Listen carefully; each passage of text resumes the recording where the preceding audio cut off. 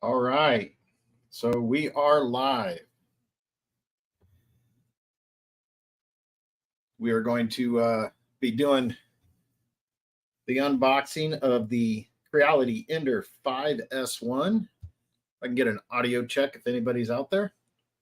Make sure this audio is working.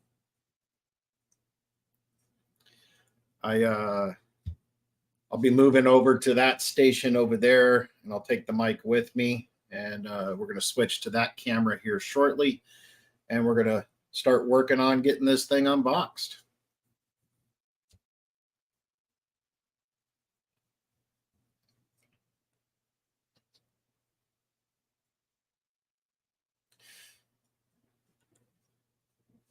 Sweet. Welcome in, Harlan. Thanks for stopping by. We're going to go ahead and get shifted up over to the other side.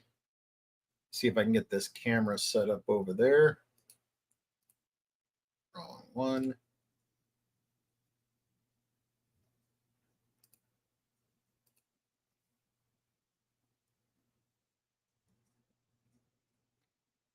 There we go.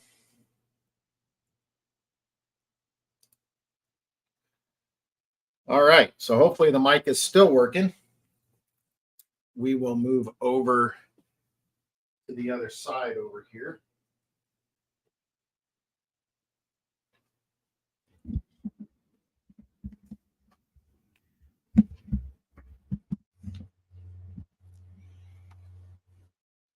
All right.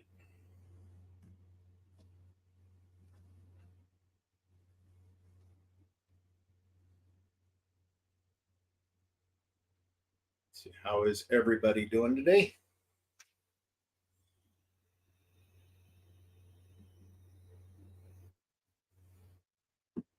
All right. Well, let's go ahead and get this bad boy opened.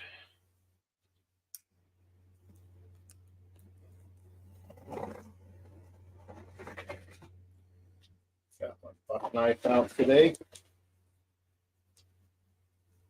Hopefully I'm talking loud enough. If I'm not, let me know. We'll adjust that audio. Hopefully everything in this is pretty good. The box was kind of dinged up right here, you can see, but I know there's a lot of padding in this, so we should be pretty good.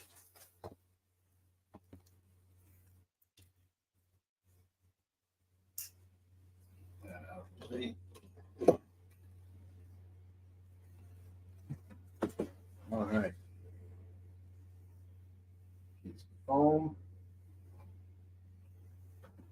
So right on top, we've got a book, and this book looks like a lot thicker than the other book that we had for the Ender 5 Plus. So they even gave us some stickers. It's pretty cool. We will get into that shortly. We don't need to get into this box yet. All right, so what do we have in the top here? It looks like this is our Z. And this is kind of going to go set in the back of the 3D printer like this, and then our bed will set right here. So for now, I am going to leave this in the padding. We've got some cross braces. This goes underneath to support the bed. We have this piece, or these are the corner supports for the rear. That is the filament spool, and these brackets go with those. So we'll just get this out of the way here. Set this aside. All right. Underneath, we've got Creality's wonderful filament that they give us, which I use that just as a sample for the first test, just to make sure everything works, and then I swap over. Now, I do have a bunch of Creality's filament also, but then I also have all of my Hatchbox and eSun filament over here from the other printer that we're going to be using. All right, so the next thing, get that out of the way, is, so this is our top portion that has our X and our Y on it. You can see right here, you got our Y, and then this is our X. So we'll get that set out of the way.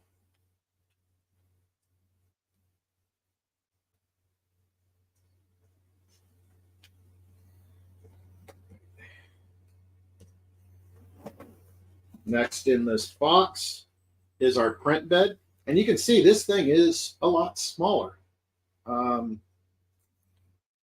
We can do a little bit of a comparison here. This is the glass bed from the Ender 5 Plus that I pulled off. So if we kind of do that and then look at this guy, so it is quite a bit smaller. But we're going to be able to do a lot more, I believe, with this guy, because we have a whole enclosure, which is this box back here. We've got a whole enclosure that we can put around on it. So we will definitely test this out. Let me get this set aside.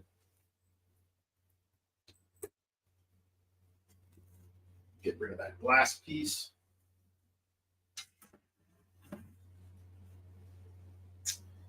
All right. We get this out of the way. All right, so we've got our side rails. No, there's some terminology for them, but I just call them side rails.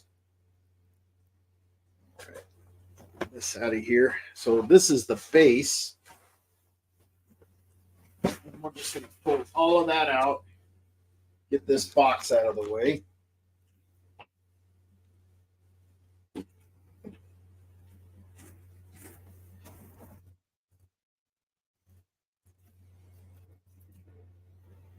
All right.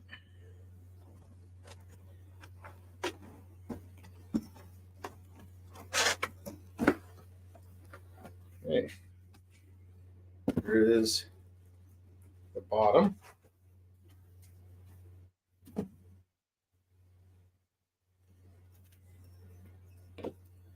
All right. So yeah, this one's going to be substantially smaller than the other one. I believe it's pretty close to the same size of my Ender 3 that I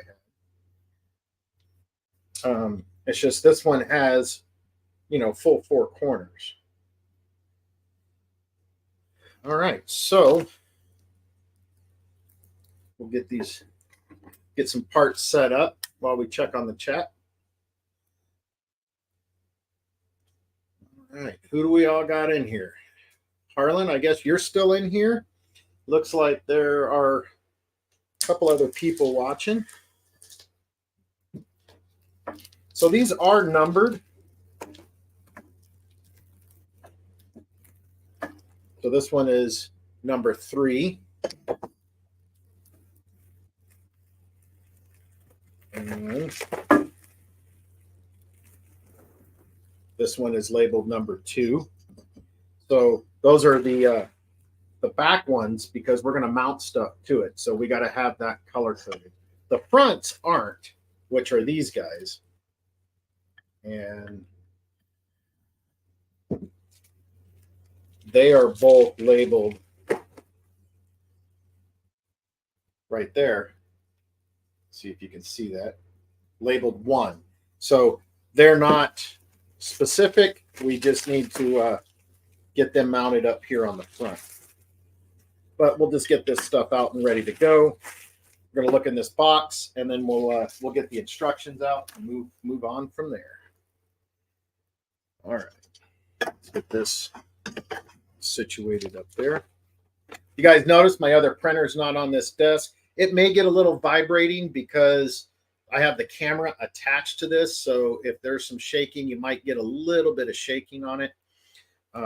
Eventually, I'm going to get a better, longer arm that'll swing the camera out here, so it'll be attached to my other bench.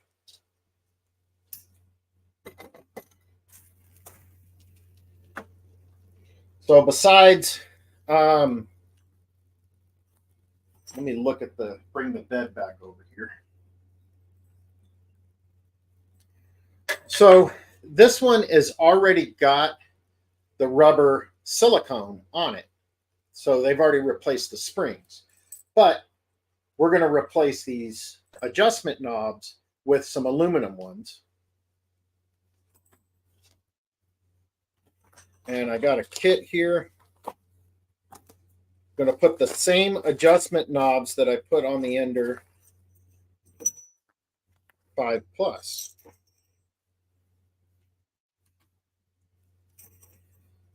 And my favorite color is blue, so we got some blue ones.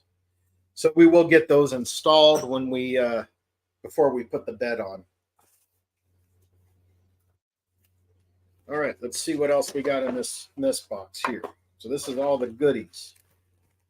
So we got a parts bag. This is your filament spool holder. So this goes onto that metal bracket that's in the other one. We will set that aside. You got a power cord, which we don't need right now. We got another putty knife for cleaning the bed. We'll stick that over there. Now, we are going to have some use for the filament tubing. So depending on what we need to install, I have more additional of the Capricorn tubing, and we'll replace this white tubing with the Capricorn tubing. And I am not quite sure what this is for. We'll see what it says in the instructions, but we'll set that aside. All right, let's see what else we got in this box here. What's up, Thompson? Welcome in, brother. How's my audio? Am I talking loud enough?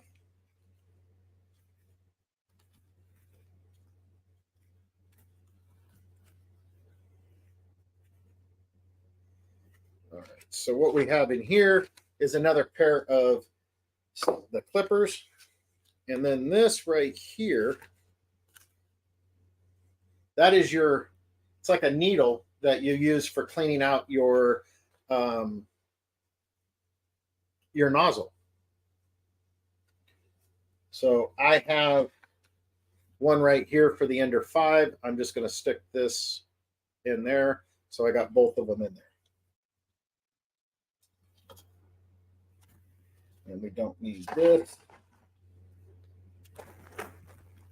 Let's see what else we got in here. So we have some tools, but I'm going to be using my my Allen wrenches over there. I do have some of my RC tools available also. And I've got my wrench over here from the Ender 5. We will probably utilize that. So I'm not really going to break this stuff out. The Phillips head screwdriver, I've got my other kit I can use for that. They do give you some zip ties. I've got a whole bunch of them, so I don't really need to use that. Not quite sure what that's for, but we will eventually find that out. This is our USB and memory card system. So it says that it's in English. So I think I ordered the right one. So we have some hardware. We have some more hardware. More hardware. Hardware. This looks like a spare nozzle. We'll put that over there and we'll figure out what there. And we have a big bag of hardware. And this says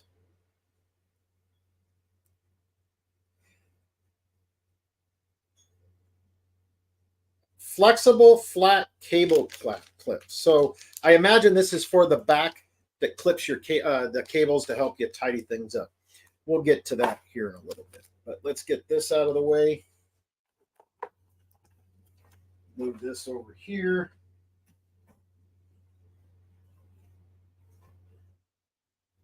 Get this stuff out of the way.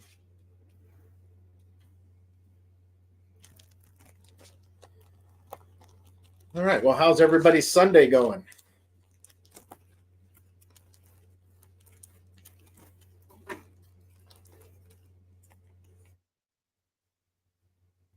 Kind of some cool stickers.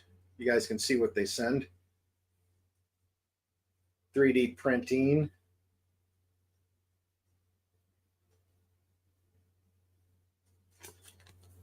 All right, I don't need those right now. Let's see. Leveling tips. So it's got some leveling instructions there.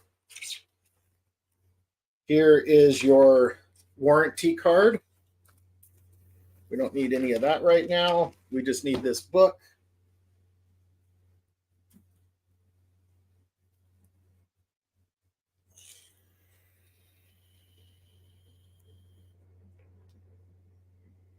All right. So let's see here.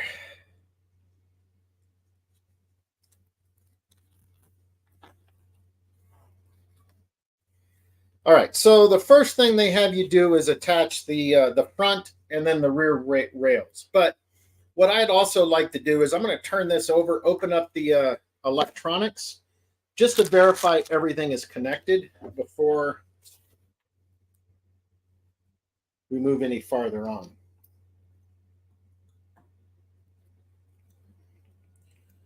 So these are a 2mm bolt or screw. We got a little parts tray here.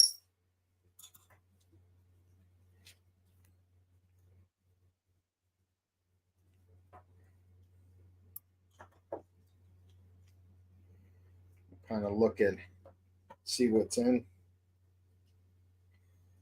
My my Ender 5 Plus, if you notice, is not up here. I was going to do it with that one up here, and I was going to build the smaller one right next to it. But I actually have it taken apart right now. I got the silent motherboard by Creality for it to kind of quiet up those steppers, to try that out before I do my bigger upgrades. And in that process, it decided the board didn't want to work. So with that being said, I am waiting on them to send me the replacement board, which should be here on Monday. And then I'll get that board swapped out, send the old board back, and we'll go from there. So something was corrupted in it. All right, so go ahead and disconnect this. Oh, maybe we can disconnect. Let's just leave that up. It is they tend to put a little bit of hot glue. It looks like it's all the connectors are kind of hot glued in. So you just gotta, I'm just gonna make sure everything seems to be connected up good. And there's no loose wiring. I do like the fact that they're using crimped connectors, and you guys can't really see it, but they actually used ferrule connectors. So they crimped ferrules on the ends of all the connectors for the board, for the power and the heater. And so all of that is crimped down. Yep. This one's a little bit simpler than the other board, but I think everything's gonna do pretty good. It looks like it's a Creality branded power supply. You got the switch right here.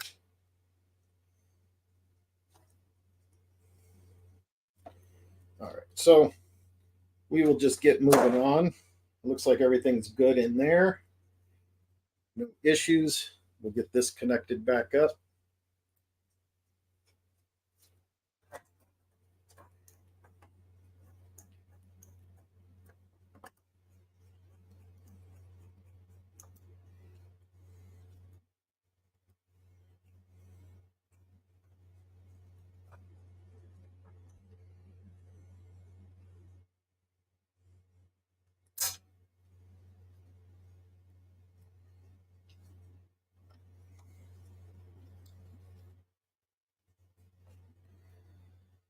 All right.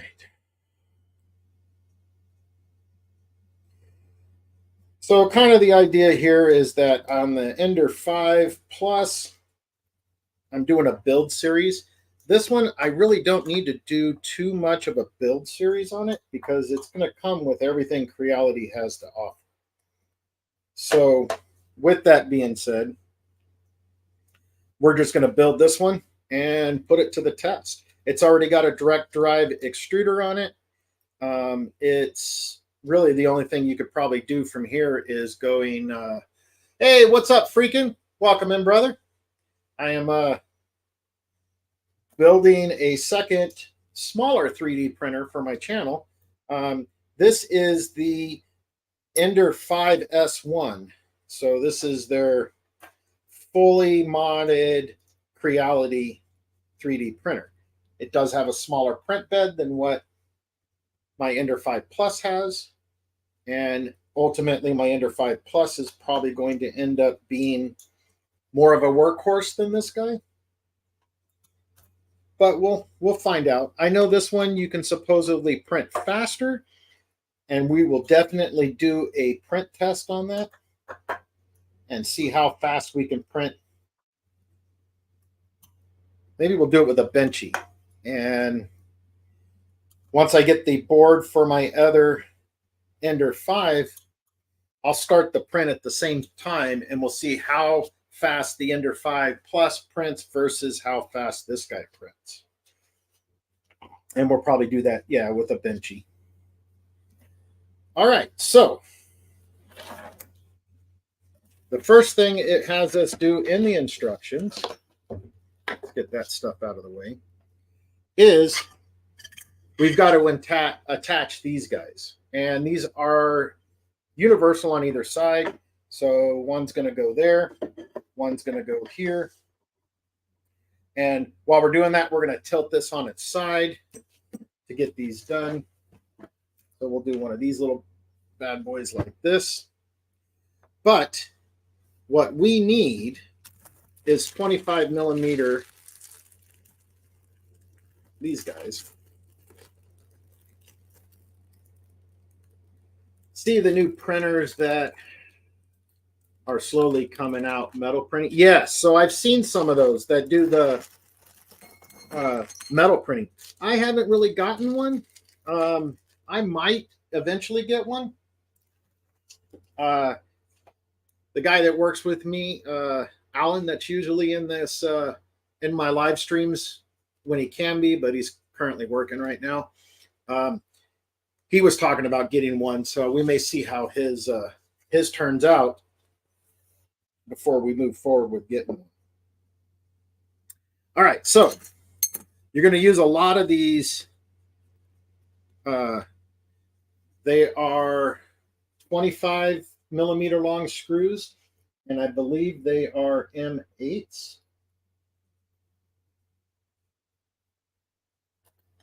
Let's see here.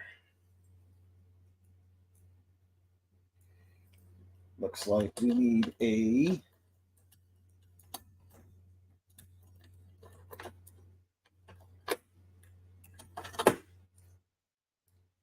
yep. So they are a 4 millimeter screw.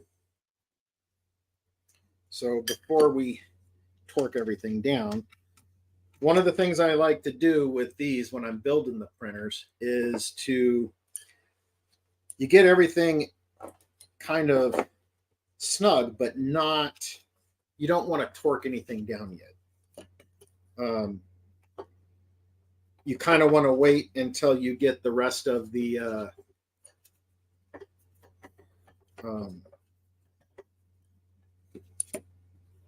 you want to get the upper piece put on, make sure your frame rails are straight, which we will check that, and go from there.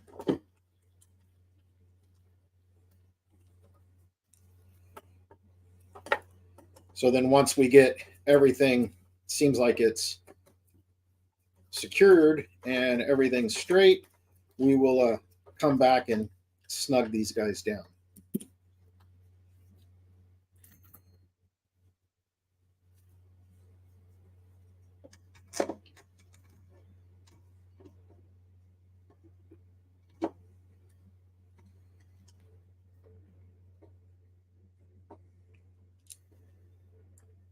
All right.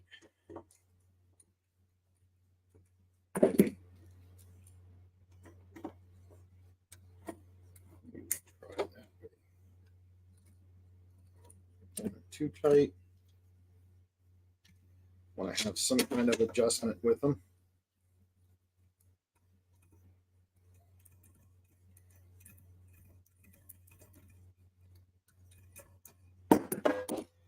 As I throw my tools all around.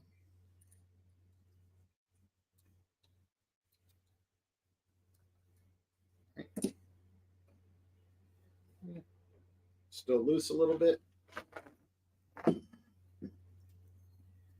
All right, so now we need to figure out which side goes to where.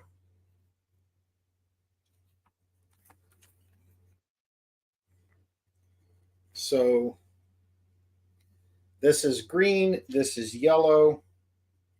So number 2 is on your right side, which is right here. And yellow's on the bottom.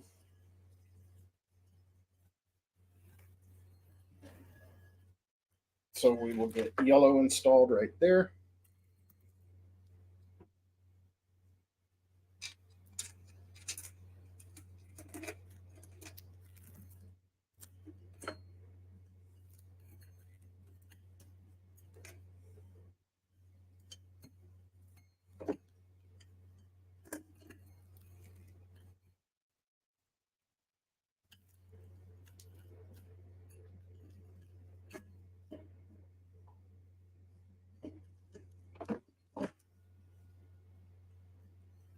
Go.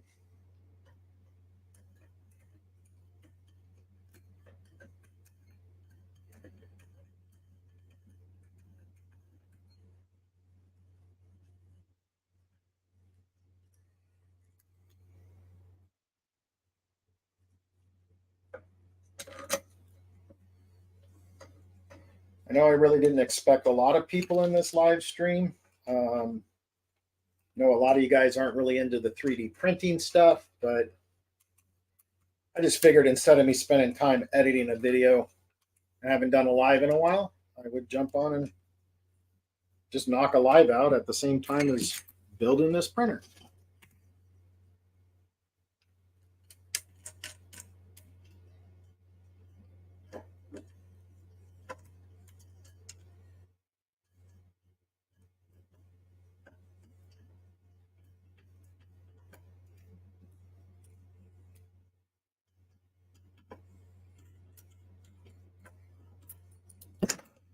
So it's not really RC stuff, but You know, if I'm boring you, I'm sure there's some other streams out there you guys can go to. Not requiring you guys to sit here and watch me do this, but if you want to.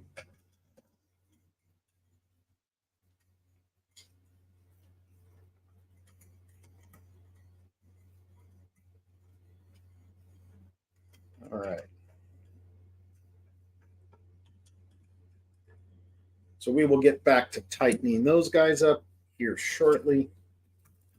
Get this all moved out of the way again. And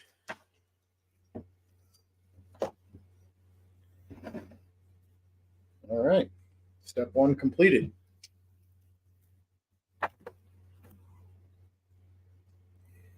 All right, so the next spot is they want us to put the top on, lining that up, and then that's where we'll check kind of making sure things are square. I think I have a square in here, or I might have to run out to the garage and pick one up.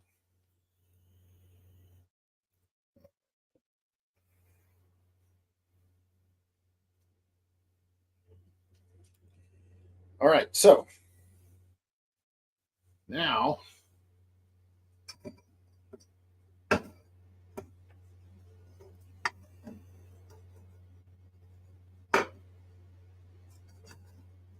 and you're going to use the same screws.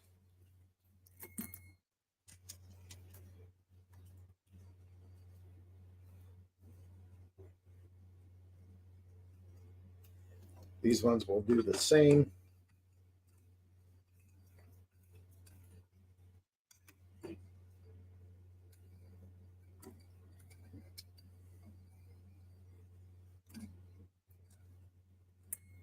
Not going too tight on it.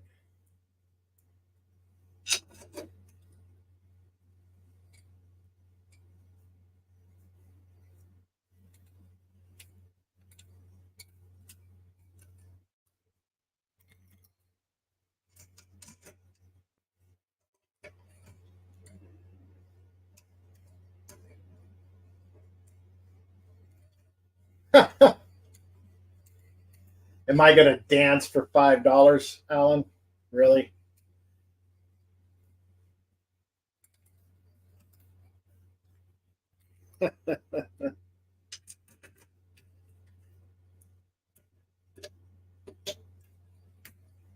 Are you at work now, Alan?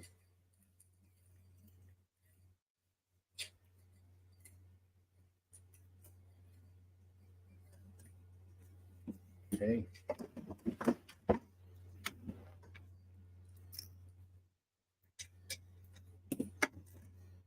All right. So we'll get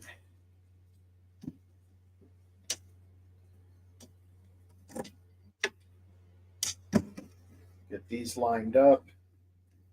Then we'll check and see if everything is square.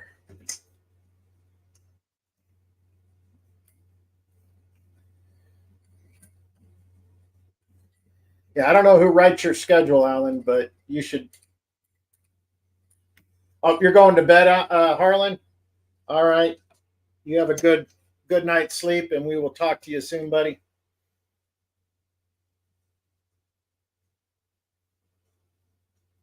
You're looking forward to stealing this one in the future? Yeah, that would be my son.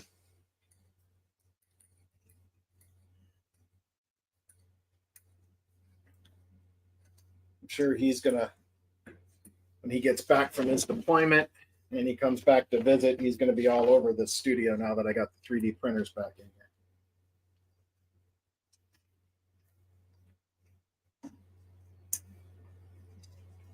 Being he is responsible for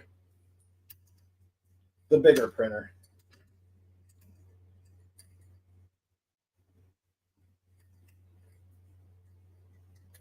I think this one's going to be a lot more simpler to put together than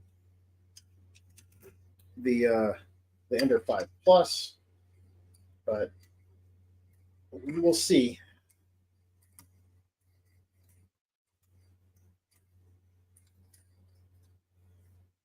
We got that done.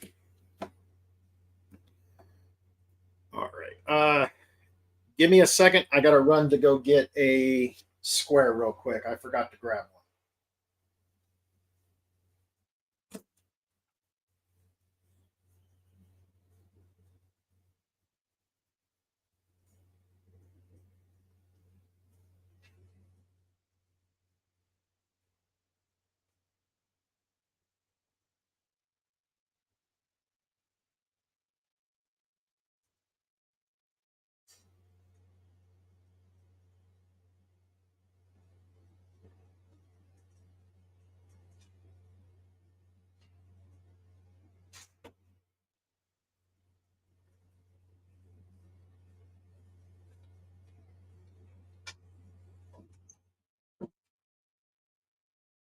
All right, what did I miss? Square. Just want to make sure. That side. See this one.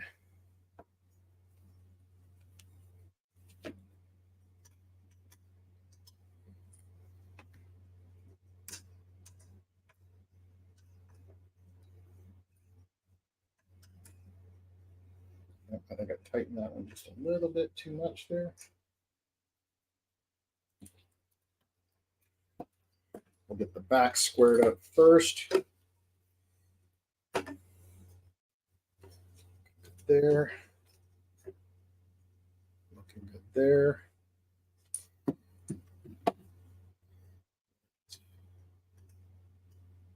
Snug that down.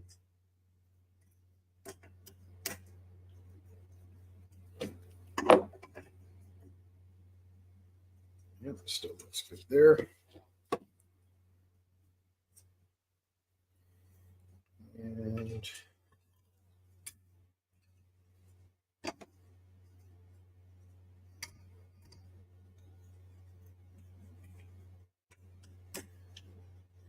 did you all see there is a new bill that waiting to be passed for New York? 3D printer capable of printing firearms will require a background check. Really? So any 3D printer you can print firearms with. So what I wonder what they would do for people that already own them. Are they going to be grandfathered in? They don't have to have them registered.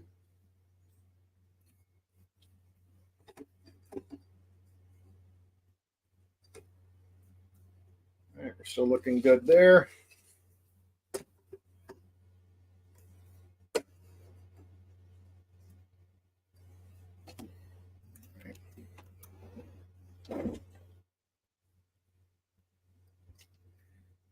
That out of the way.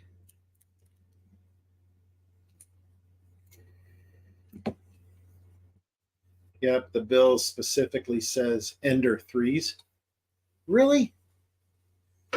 So the Ender 5 isn't capable of printing firearms then?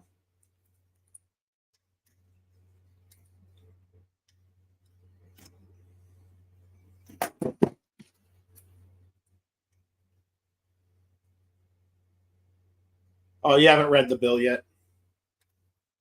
Okay. Well, you'll have to let me know.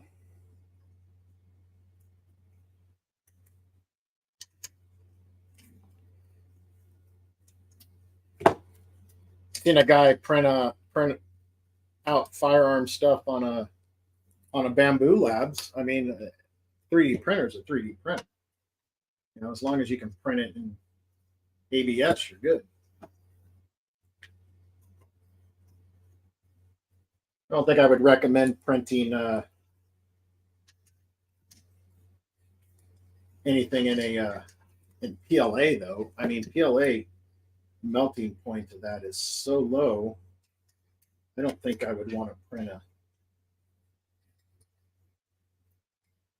firearm in PLA. What are they using? Are they using just ABS? Or are they using nylon? Or Are they using PETG to print firearms?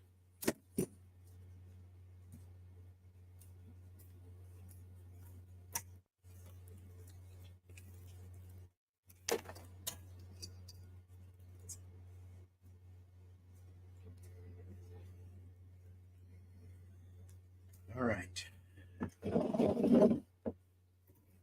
Now, being I got it on its side, I'm going to do a check on the base here.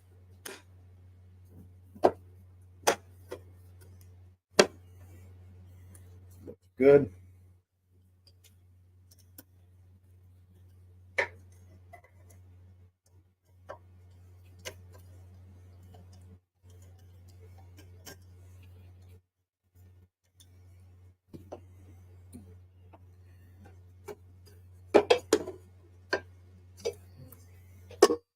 The other side.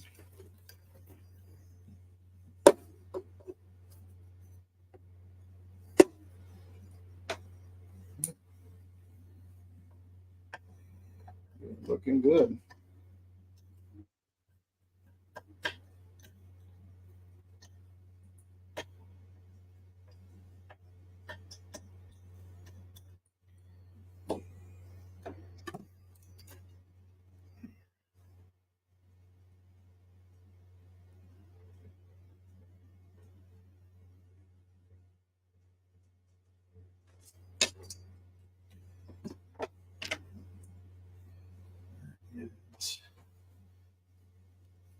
Flashlight.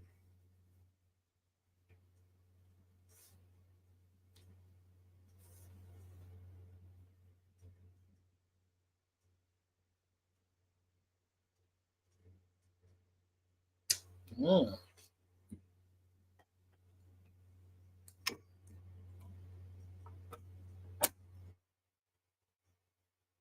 So that's a key thing to look is on the back of these when you're looking at it. Mine was actually set to 230 volts, so I just changed it over to now we're at the 115. So I guess it's a good thing I didn't plug that in. That is something I never even looked at the Ender 5 to make sure that I did that. Yes, that's important. Make sure you guys look at that. Any of you guys decide to get one of these Ender 5s.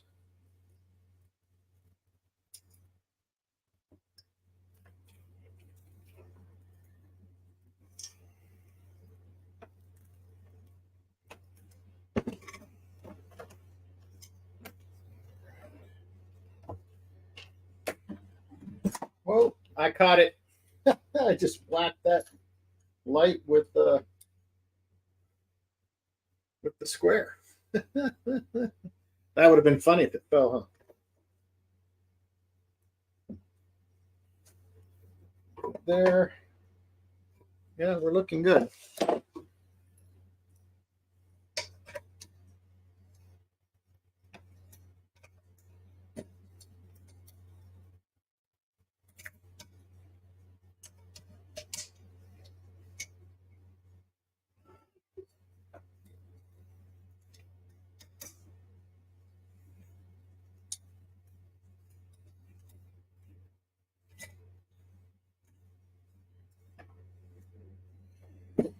All right. So we got that done. Put the top on. All right. So now we've got to move this out of the way.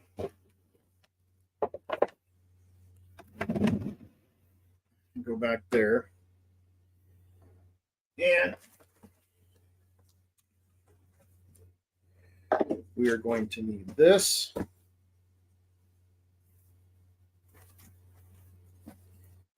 That.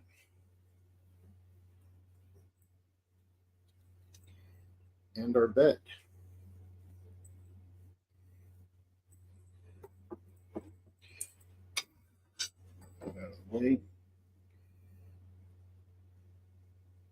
I'm going to go through and replace these while I have it out.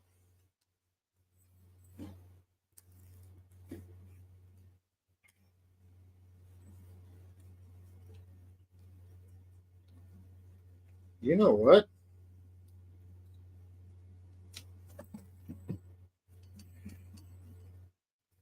We might take all of this off. I wonder if that 240 115 was causing your flashing problem. No, because it worked perfectly fine before. So I don't think that would have caused it, the issue that I had. I mean, I can look and see what it's actually set at, but I wouldn't think it would cause the flashing problem because I was getting some awesome prints.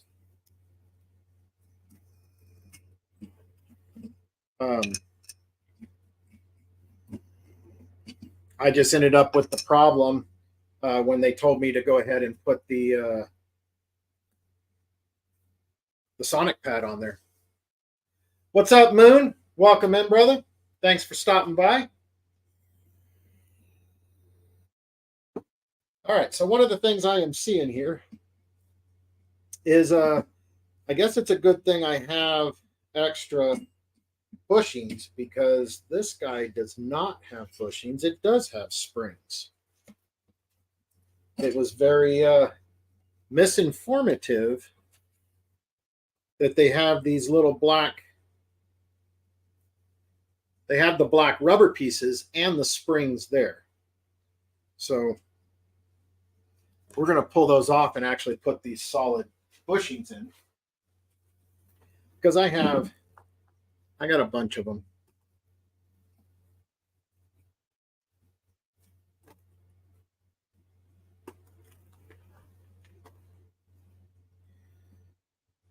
So we will definitely get the bushings installed. Get rid of those springs.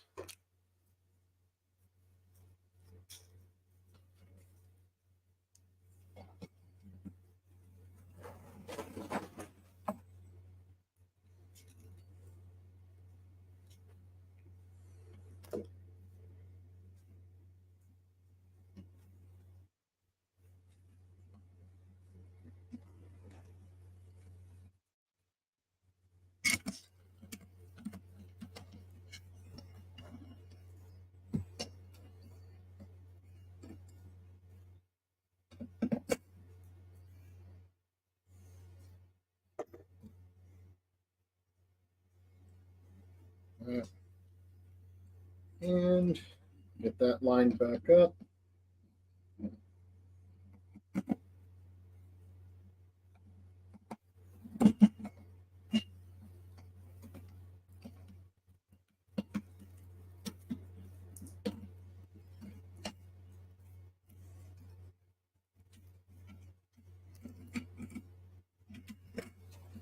There we go.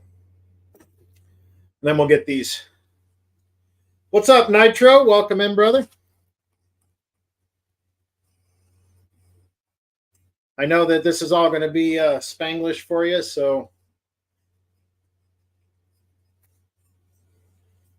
But what I'm doing is building my second 3D printer for the channel. This one's a smaller one. And don't know if we'll actually get into the powering this thing up today. I'm not sure. Today is mine and my wife's 7-year anniversary. We've been together for 9 years, but we are at 7 years of being married. So I got to go spend some time with her today. And enjoy some relaxation. We've been kind of going strong this weekend with yard sales and all kinds of funness that way. We had a community yard sale yesterday. Sold a bunch of stuff.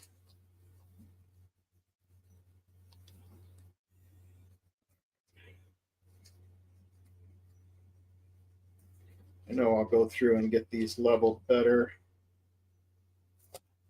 All right. So we got that. Now we're back to this point. So they have you do this, and then you've got your x-axis, correction, your z-axis, and you're basically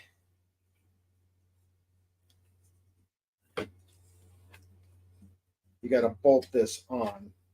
Now, does it go on the top or the bottom?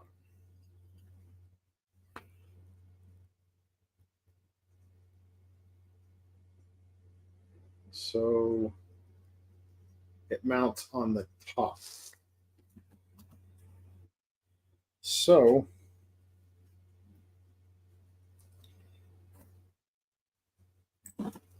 you've got to do it this way. So we lower that down there. Threads in just like that. And it's going to take 4 of these bad boys.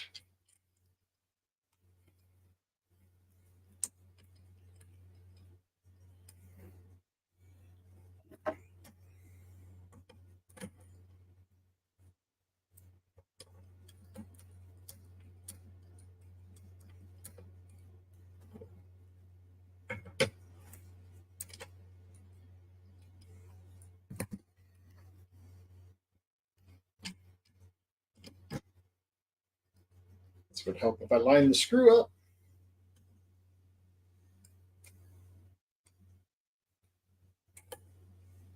Got to heat up the flux capacitor. That's funny.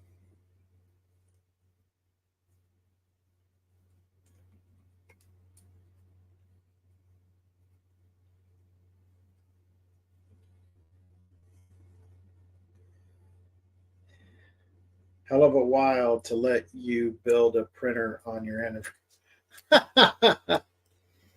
Yeah, well.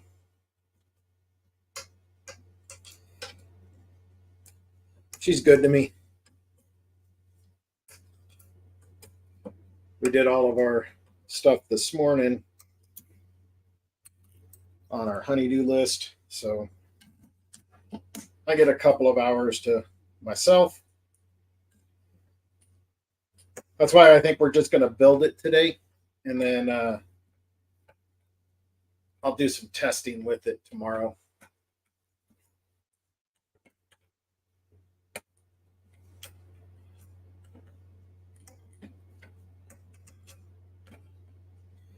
And thanks, Moon. Thanks for the congratulations.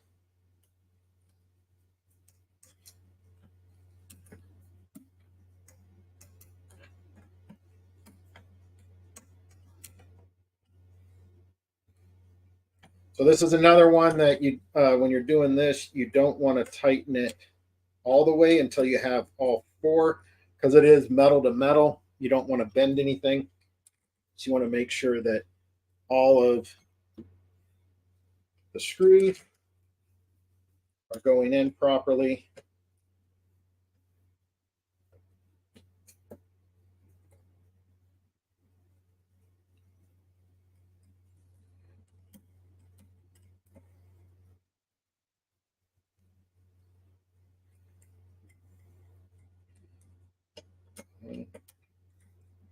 Everything's snugged up now that we've got all in.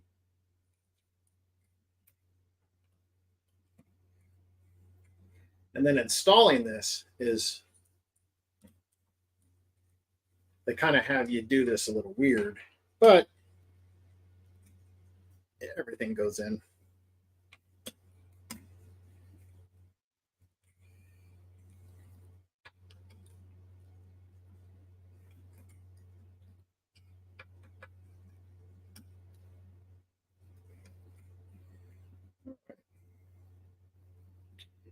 We are good there. We can put this back on.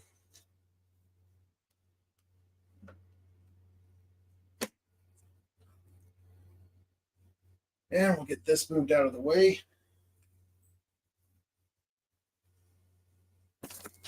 We don't need those anymore. Actually, no, we need to put those brackets on. I forgot. So underneath this, if I can move this over a little bit, we got these.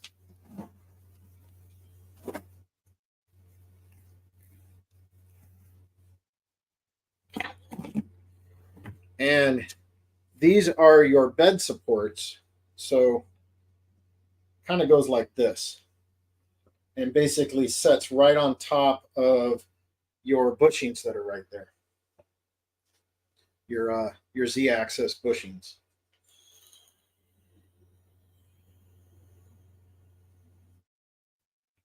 All right. So what do we need hardware wise for that?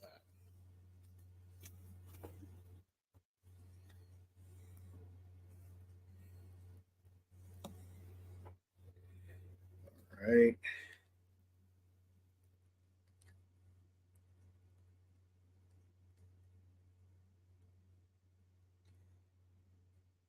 Number 26 screws, whatever those are.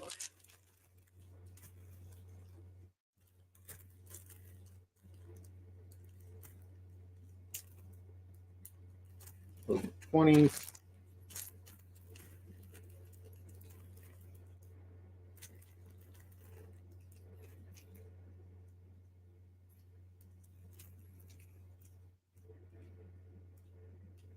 Those are 30 inches. And these are 30 millimeters.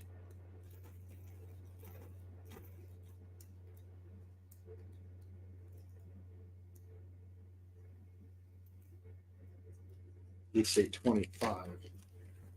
All right. Well,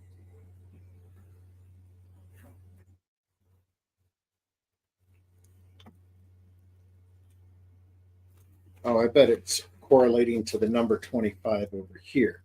All right. So number 25 are the M5 by 25 millimeter.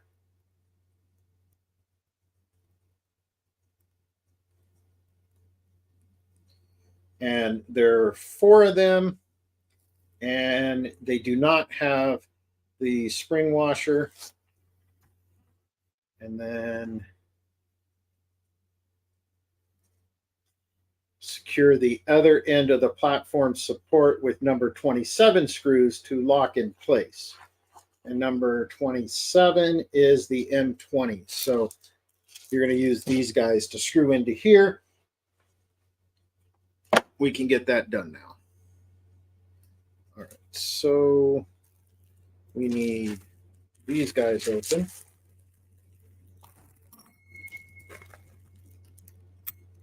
So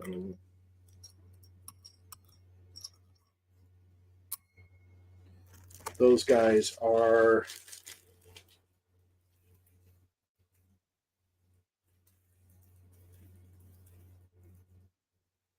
those are the M20s.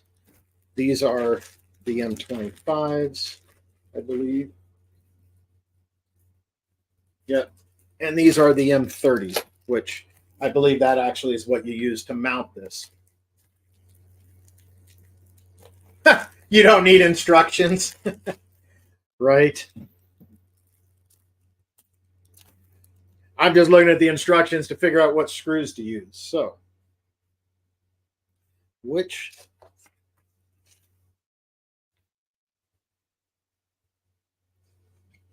all right, so the way they do it in the instructions is these go on the outside and the block goes on the inside.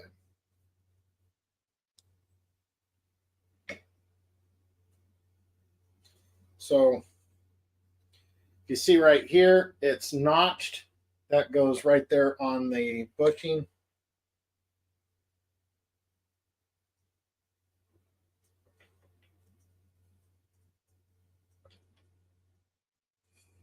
So it doesn't look like they fit on that.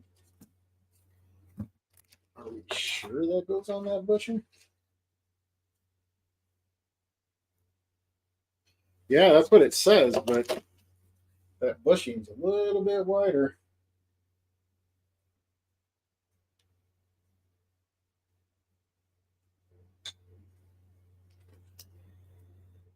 All right.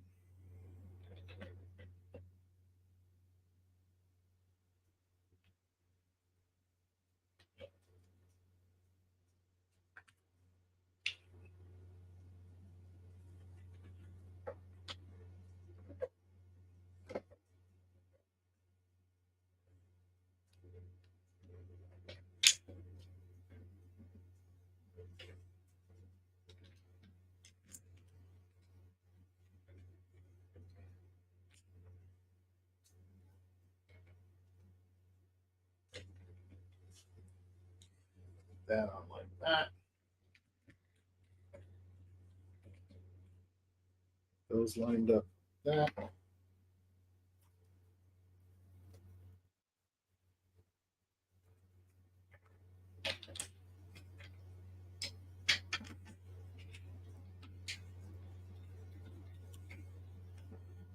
That.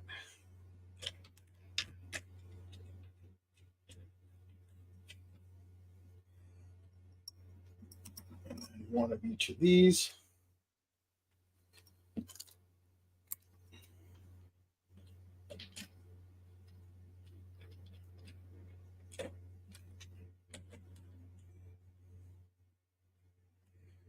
There we go.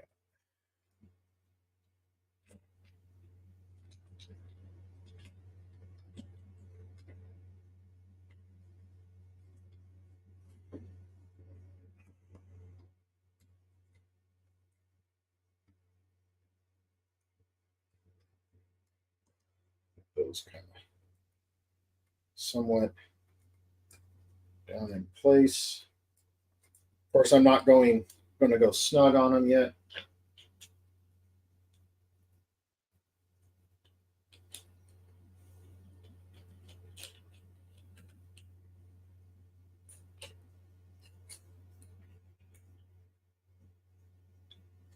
I don't know if I like how that sets.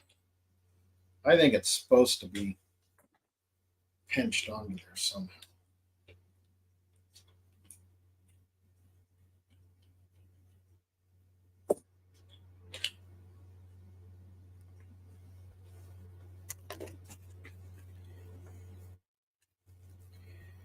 You know, at this point, this is where you go to YouTube.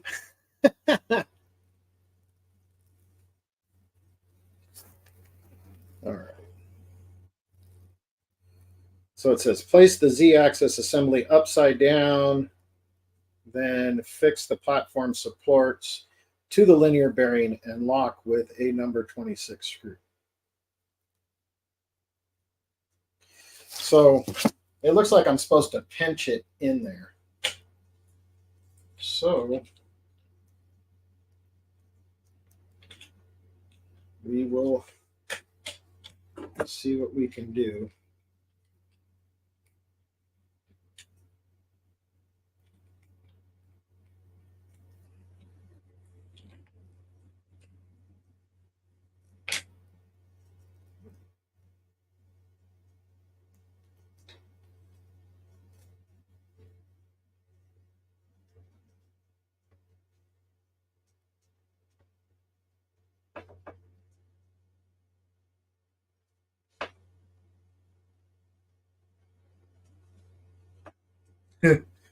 You guys ready to laugh at me?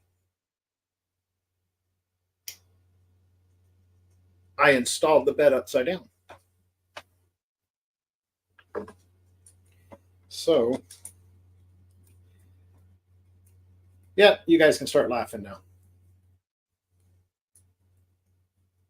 It's a good thing only 4 people are watching it, but other people that will see this live will be able to laugh at me for installing the bed on the wrong side. That will teach me on doing this live. Definitely can't edit that out.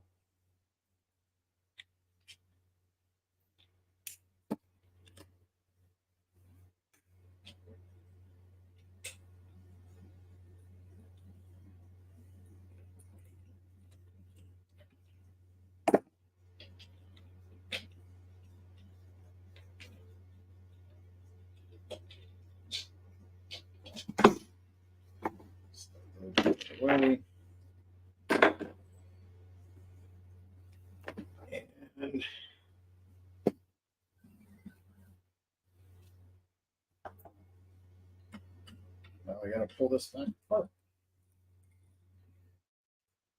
So you can actually see these bushings right here is what this is supposed to clamp onto. And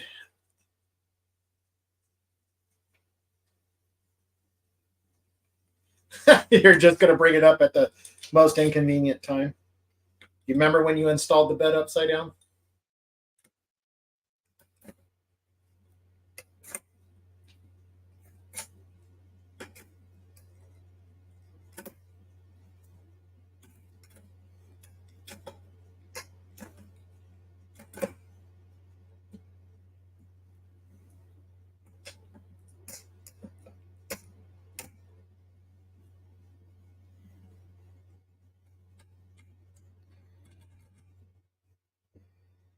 Yes, that's what happens when I'm distracted and talking to everybody on the channel that's watching.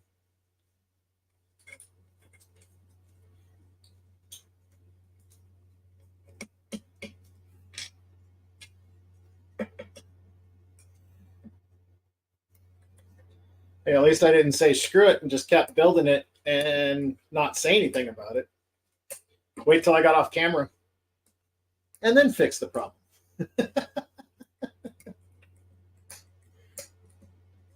Except for the fact the bed wouldn't have been, I wouldn't have been able to install the rails.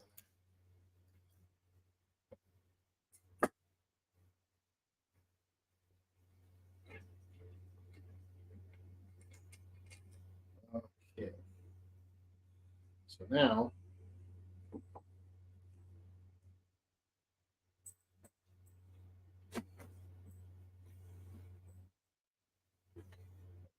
that.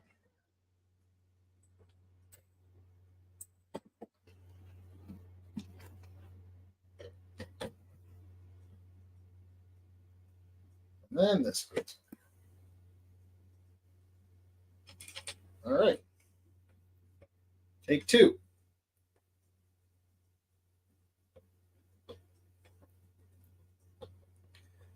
Well, I guess you're kind of right there, Moon. You know, I had to go back and read the instructions because I didn't know that clamp just did not look right. Like, what's it supposed to hold on to? It's not holding on to anything.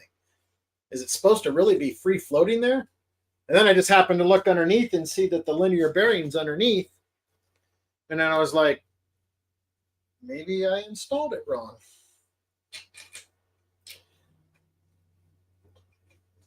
And then I was looking at the picture and see that I did install it wrong. So you win some, you lose some.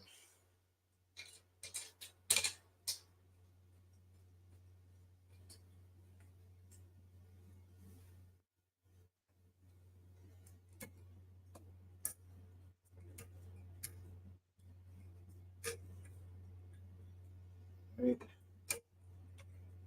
Now remember, when you're tightening this down, you don't want to snug them yet.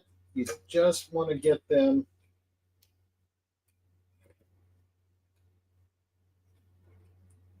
just touching, because you want to make sure you're completely flat and even there.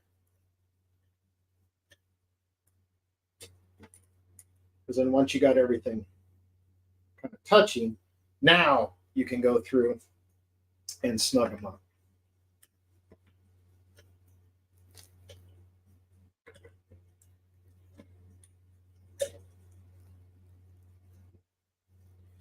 Yes, we do, Moon. And we're human. We all make mistakes, even us YouTubers. I do not claim to be a professional. I do not claim to be a know-it-all.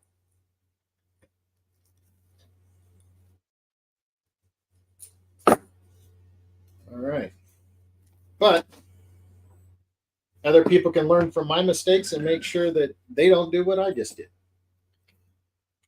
All right. So now that we have the bed installed properly, this goes right over there. And so what those notches are for is the screws that are screwed in to hold that bearing in place so you don't damage those screws. Makes more sense, right, guys?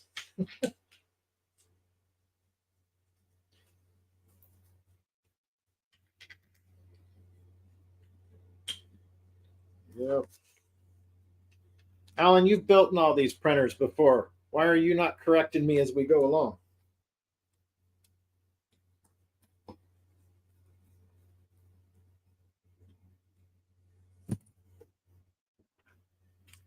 Right.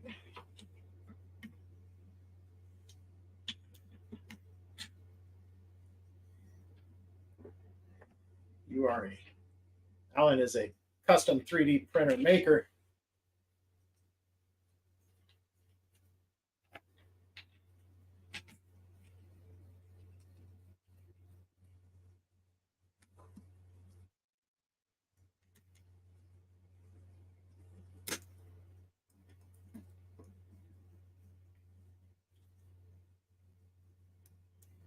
All right. Getting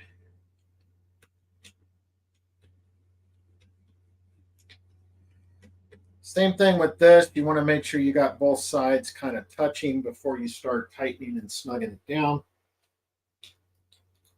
You want to make sure that it's got an even grip on the bearings.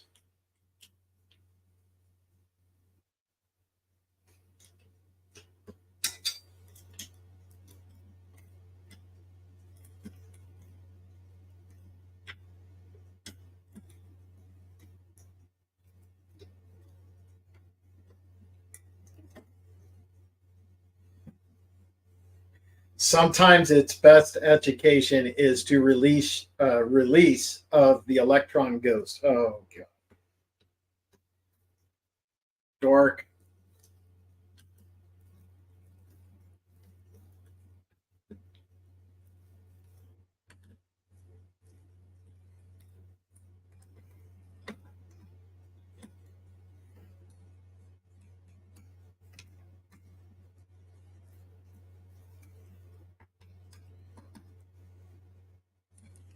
There we go. All right, so now we can go to this next step. So we can get these out of the way. And then let me set this down. So to get this in here, you want to make sure this is all the way forward.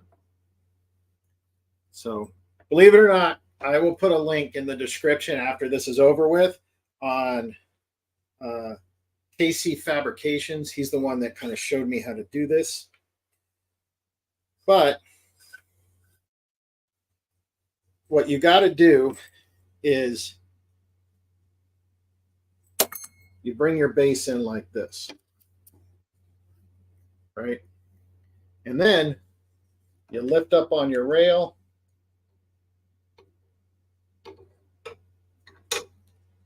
And bring that right up in like that.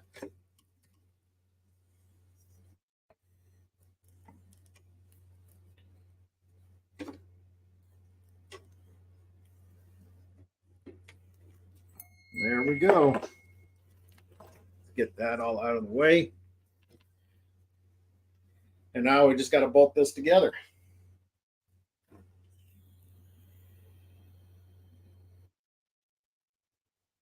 These I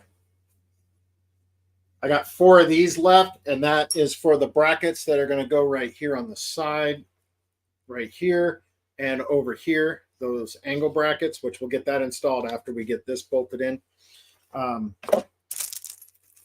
These 30mm long screws is what is used to attach the 2 on the bottom and 2 on the top up here.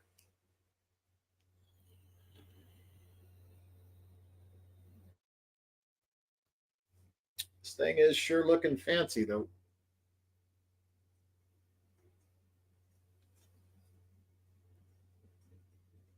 Definitely a fancy looking one.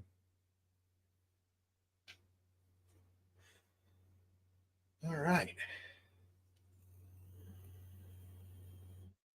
Yes, just add to your video's name and make sure you don't do what I did in the video. Yeah, right? Yeah. Yeah, I'll have to look at that. It'll get more views. Yeah, don't do what I did. Don't install your bed plate upside down.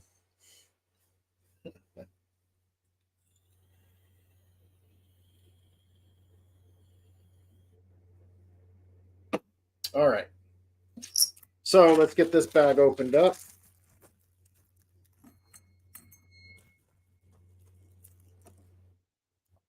It is pretty sneaky of them that they hid those springs inside of here, which I guess maybe it's kind of a good idea, but so you keep the spring, but you've got the silicone bushings.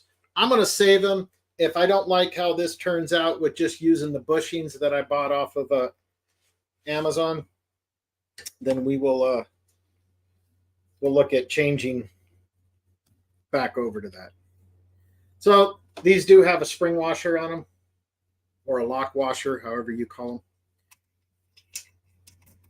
Kind of want the same thing. You want to get all of them started. And this might be easier if I turn them.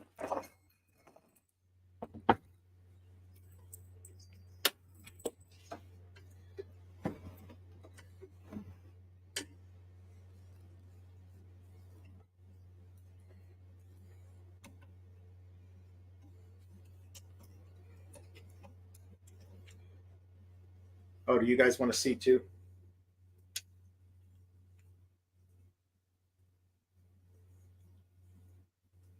There, now you guys can see what I'm doing.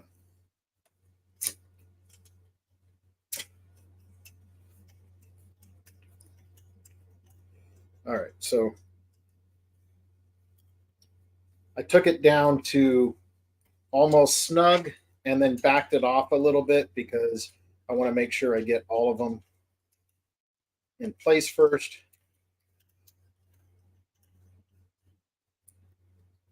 Before we tighten them down.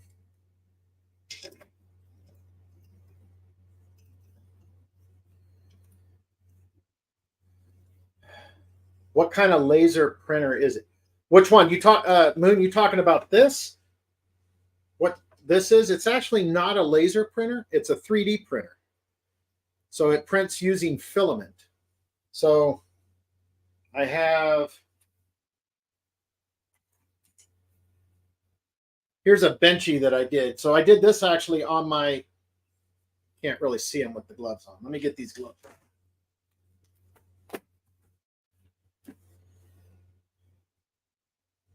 So there you go, Moon. So it's a 3D printer. So you basically can make stuff. This is what's called the 3D benchy.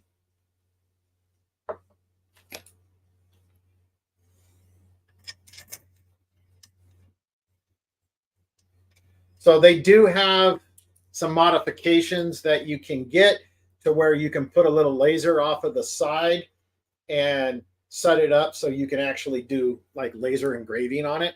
I haven't really decided whether I'm going to get one of those or not. We will see. I would like to get a little lathe though. That would be kind of cool. Get a little miniature lathe. Also get a kind of an engraver, and also a an etcher would be kind of cool.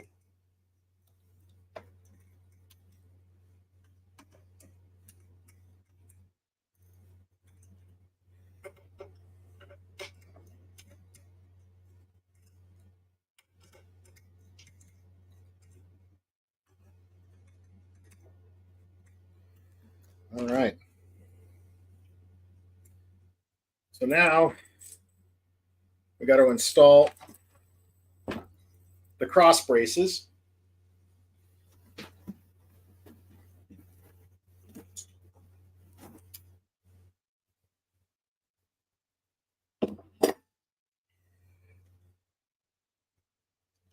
Which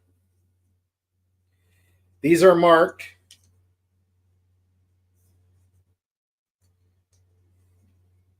You can see it's got left. Where's the camera? See if you can see it. There's the R for right. So what that's doing is that, so this is the right of the machine right here. You want to have the right at the top. On the other one, you want to have the left at the top.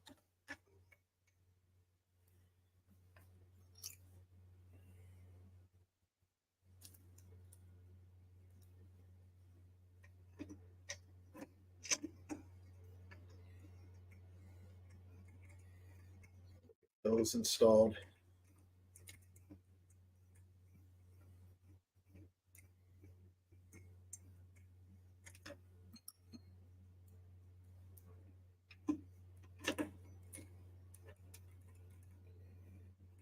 So this will actually be able to set right up on this table right next to my other 3D printer. If I end up getting another printer down the road, I'm going to need more space, I think.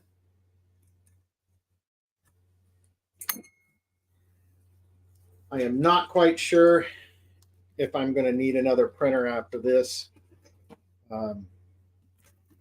unless I go completely Voron. Right now, it's just going to be having fun with these two.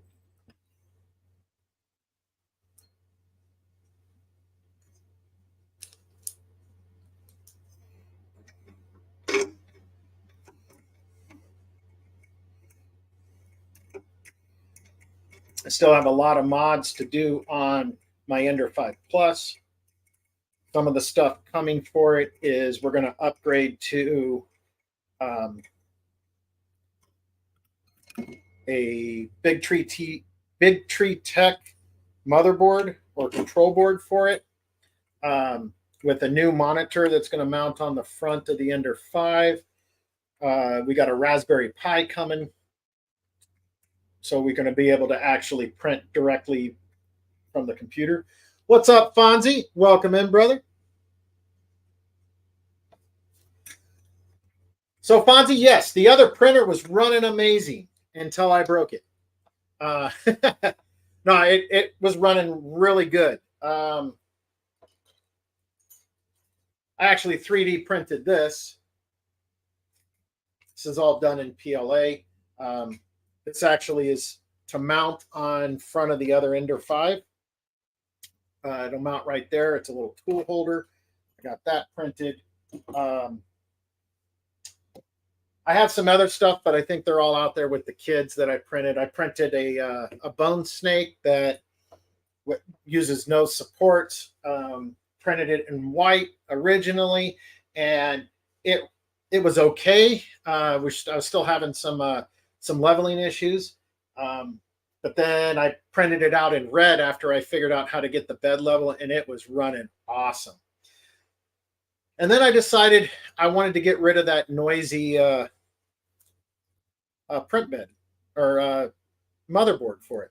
So we put in one of the Creality silent motherboards and got it all tuned in. Everything was running good on PLA.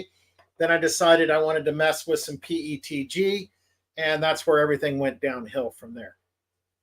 I couldn't get it to stick to the board. I don't know what I did. I went through, I took apart everything up on top of it, got it all tightened down, everything tweaked, and it still wasn't performing the way I wanted it to. It was still not adhering to the bed. What's up, Hot Rod? Welcome in. Thanks for stopping by, brother. So I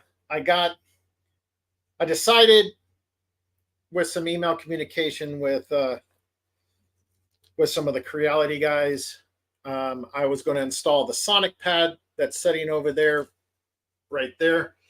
Install that on there so I could kind of see how the bed leveling, the curve was going to look. And in the process of doing that, the board got bricked. And with the board getting bricked, it wouldn't do anything. It just kept hanging up. So I got a new board on its way. And once I get the new board in, we'll get it changed out, and I'll get it back up and running again.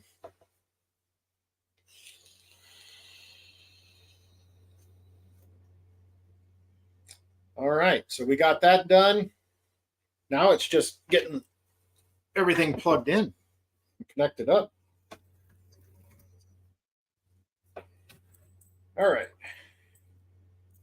So this is where your for your bed. It plugs right back in here into the back of the power supply area. I do like how they kind of simplified that a little bit and made it one of those twist-on den style connectors. That makes it pretty simple.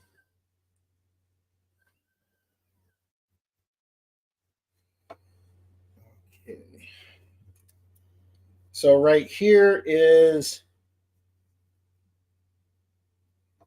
for your Z stepper, and it's just right there, so we can just connect that up in there.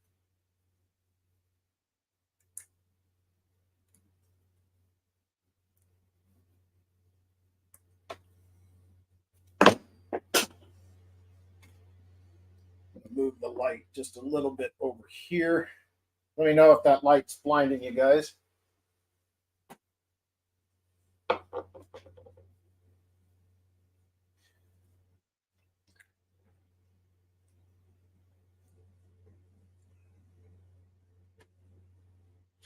Yeah, Fonzie, some of the stuff I want to do, I need PETG for. So PLA, it does, it melts very quick, easily, I should say. It's got a lower melting point. So PETG, although maybe a little bit more on the fragile side, it will withstand the heat. ABS is probably your best bet, and that's what we're going to figure out with this guy.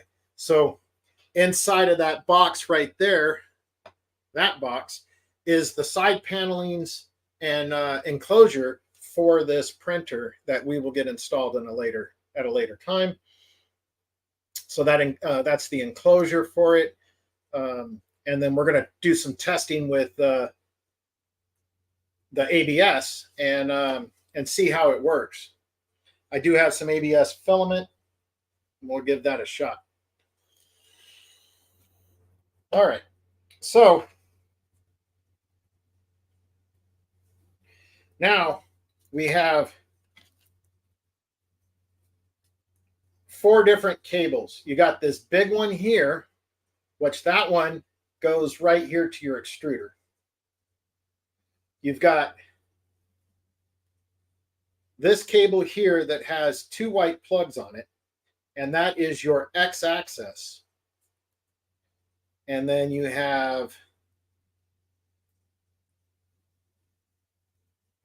this other one here that's a shorter cable, that is your Y-axis, and this right here is labeled D. So D is your sensor, I believe, right? No.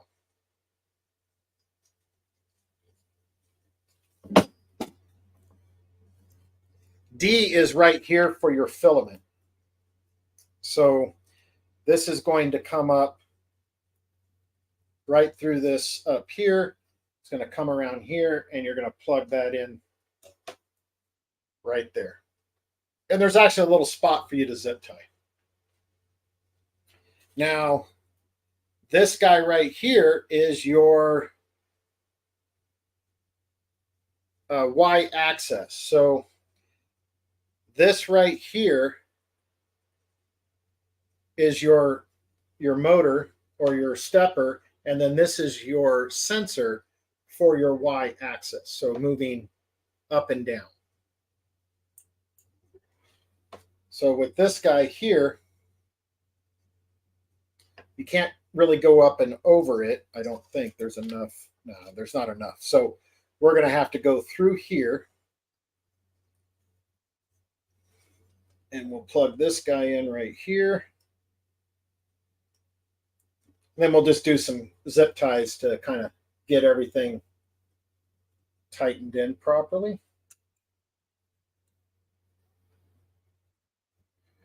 Now it did come with some cable management stuff, and we will get that figured out.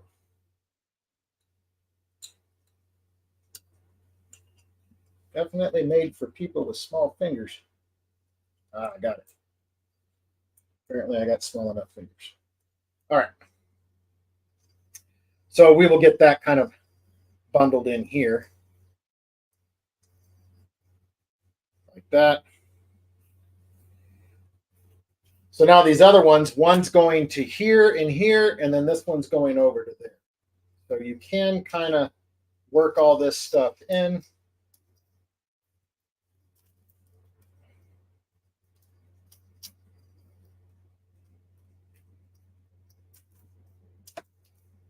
Just like that. And this guy goes right in here.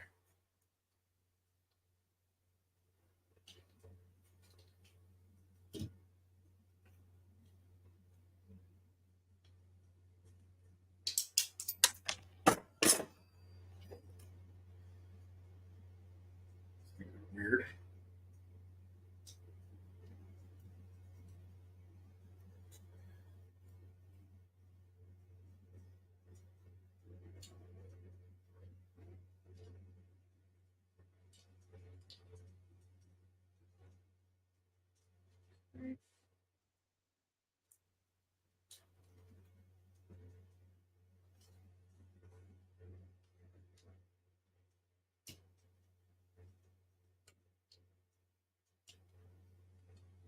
There it goes.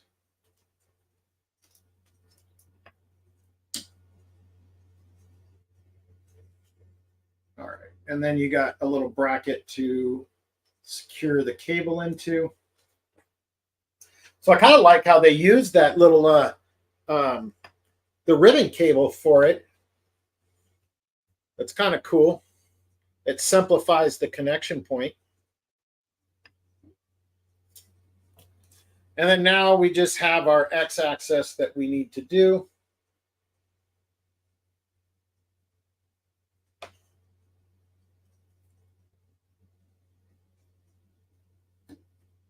And that connects up just like that.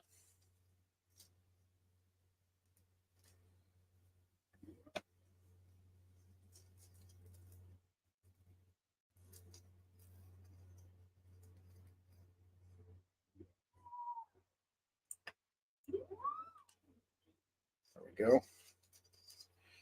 Got that all tightened up. Now in that box, it gave us these things. Let's see what these guys are. So these are kind of little clips that you can put right in here.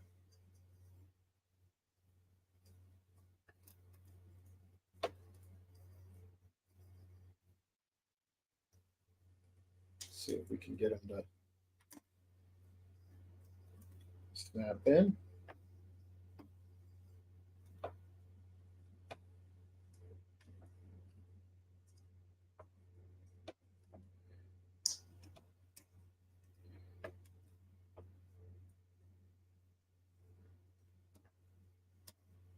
Okay.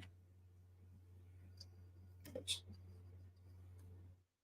see how they work down here.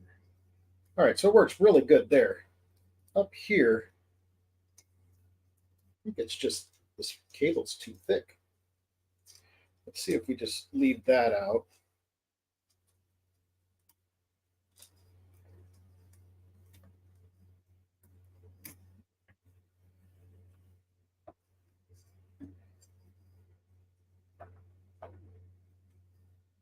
All right.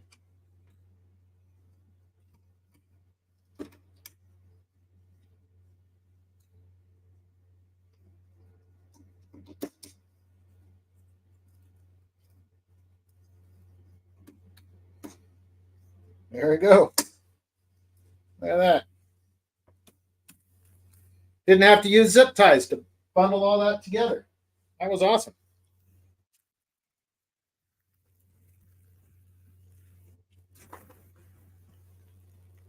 All right, let's see what we got left in here. All right, so the only thing that's left to do is to install our filament holder, which this is our filament sensor. So this is going to kind of go right here. And then it comes with the screws that we needed. Yeah, Nitro, that freaking video was awesome that you did on the your Bumblebee. We need a 3mm.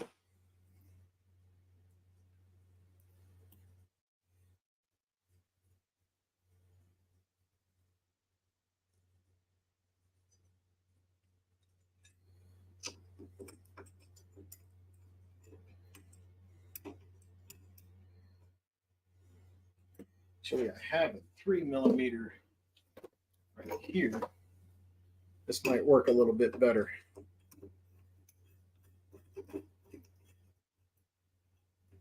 Just like that.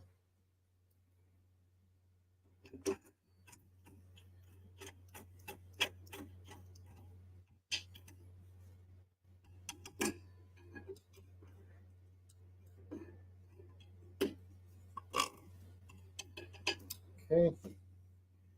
Now install this.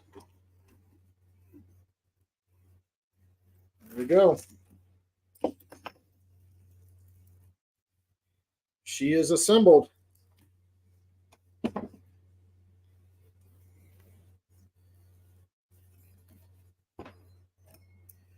All right. Clean up my mess. And then it looks like what they did with this is they were running this from here to there, like that. And that's your filament guide tube. I think I'm gonna change that out and put in some Capricorn tubing on that. Get this all out of the way.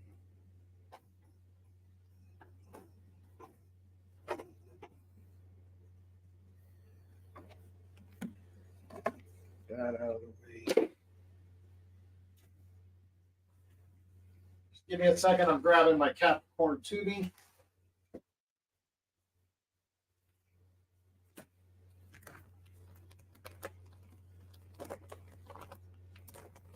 Actually, I wonder if that other one that I had that I cut too short, do with it.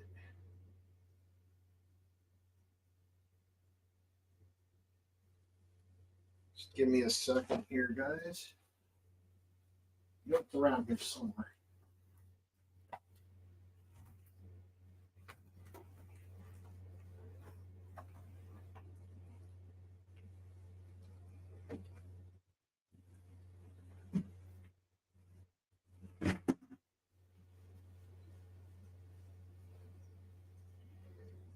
Oh. In here? No.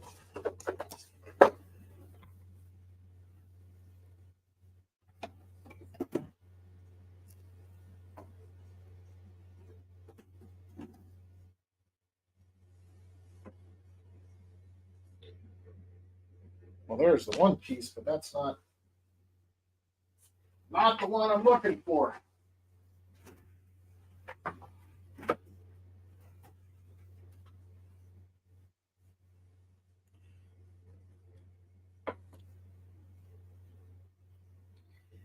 I have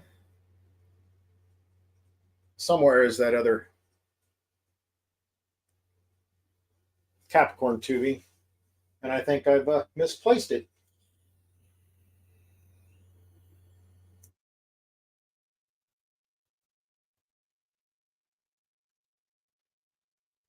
All right, Sammy, we got 8 people watching. That's pretty good. Now that everybody's here and I'm already done with the hard part, Oh, I think I stuck it in this container. Let's see if this one is the right same length.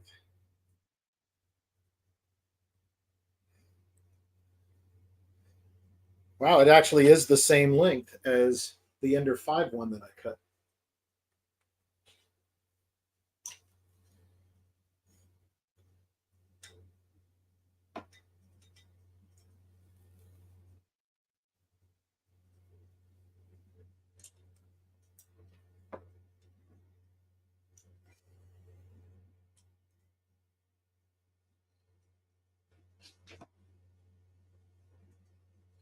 All right, let's see how that's supposed to be put in there. Okay. All right, it says that is not English.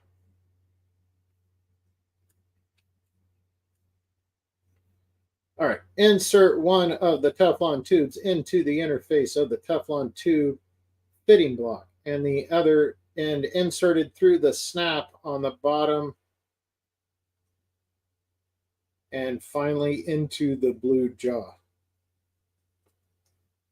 Okay, that's a lot of garbage.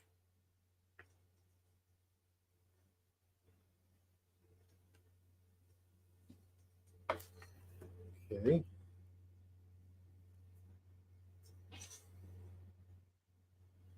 So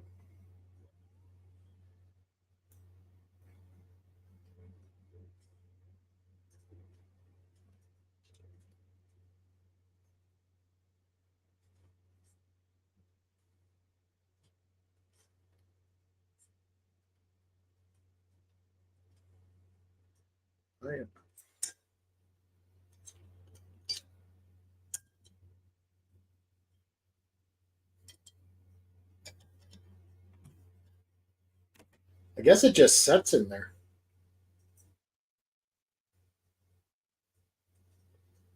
I'm going to have to research that. I don't know if I like how that sets in there. I know that in the box it gave me some clips.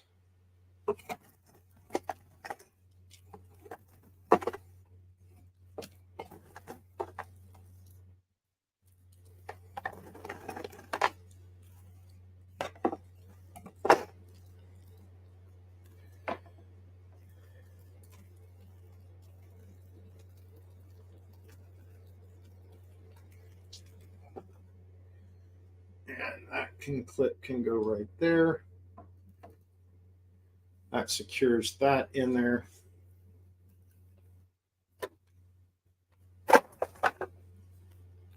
But I just don't know if I like how that hook or it connects up.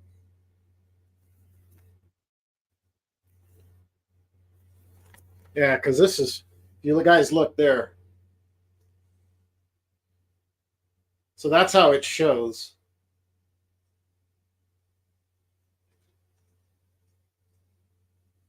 It says that interfaces the tube with the fixing block with the other end insert through the snap on the snap or through the snap to the bottom and finally into the blue jaw. But I don't see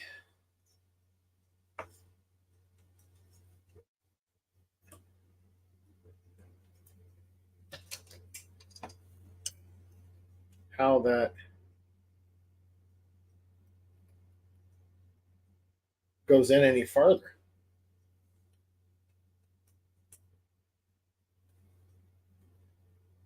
Well, I guess I will have to figure that out at a later time. And I'll let you guys know what I come up with. Because I don't see that going pushing down any farther than it already has.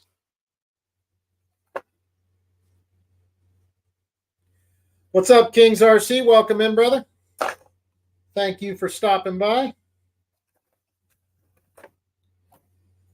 All right. I think we're done over here for now. I'm going to bring you guys back over on the other computer.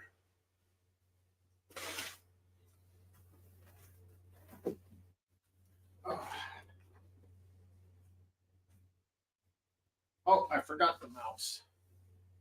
And I forgot my mic. You guys can't hear me on that side. All right. Settings, camera.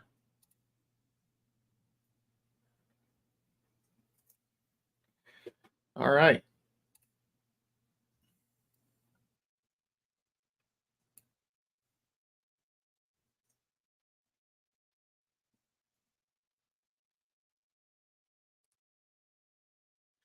All right.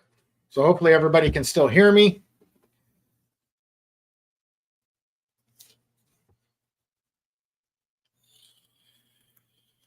He is forgetting everything. Yeah. What's my name again?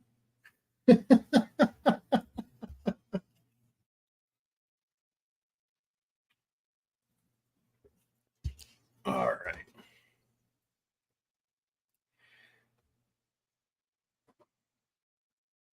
Let's see here.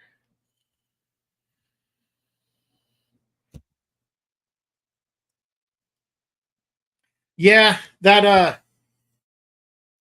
it's definitely smaller. If you guys give me a second, I will scoot all that over and I'll take the other printer that I got sitting on the floor here and put it next to it. And you guys can see the size difference.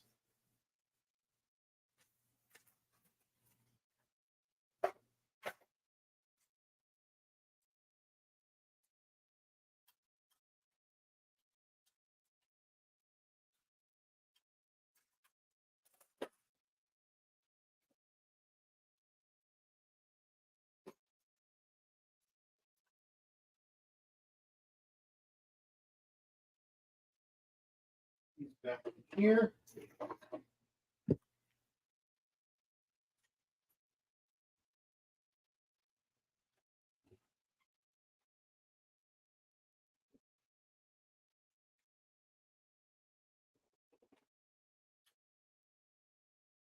All right. Are you guys ready to see how big this one is?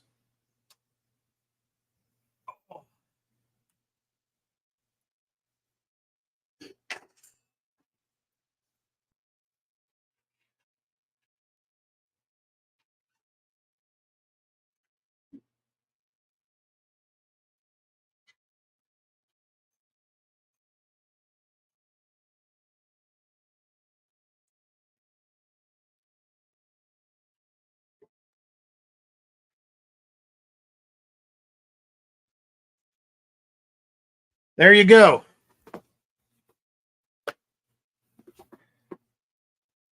So other than the fact my other camera's in the way, but it's big. Like that's the Ender 5 Plus. That's built on the Ender 5 standard platform. It's just fully upgraded, so they call it the S1.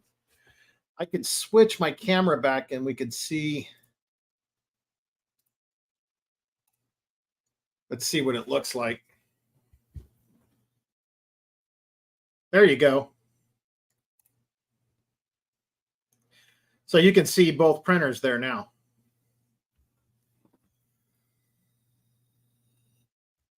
Now, I don't know what I'm going to do about the Sonic pad. I know that it did not like my Ender 5, the Ender 5 Plus. So definitely not going back on there. We'll see if I put it onto the regular Ender 5 S1. Big differences I see is the screen on the Ender 5 Plus is definitely bigger than the one that's on the regular Ender 5 over there. So I don't know what other kind of upgrades I'm going to do to the S1. We're going to get some test prints done on it and see how it operates from there and see where we go to see if it's something that I want to get more out of it, whether I want to put linear rails on it or I may just want to go a complete different direction. My oldest son, Harlan, that was in the chat at the beginning, he's already kind of laid claim to the smaller one. If I ever decide to get rid of it, he wants it. Although he's the one that bought me the bigger one. So the bigger printer was my my birthday present from my son, which my birthday's on Tuesday.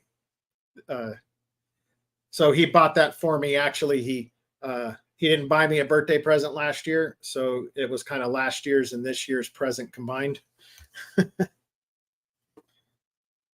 Yep. So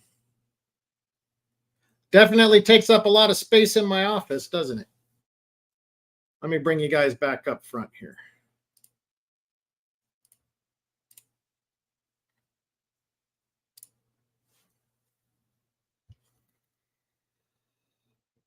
But all right.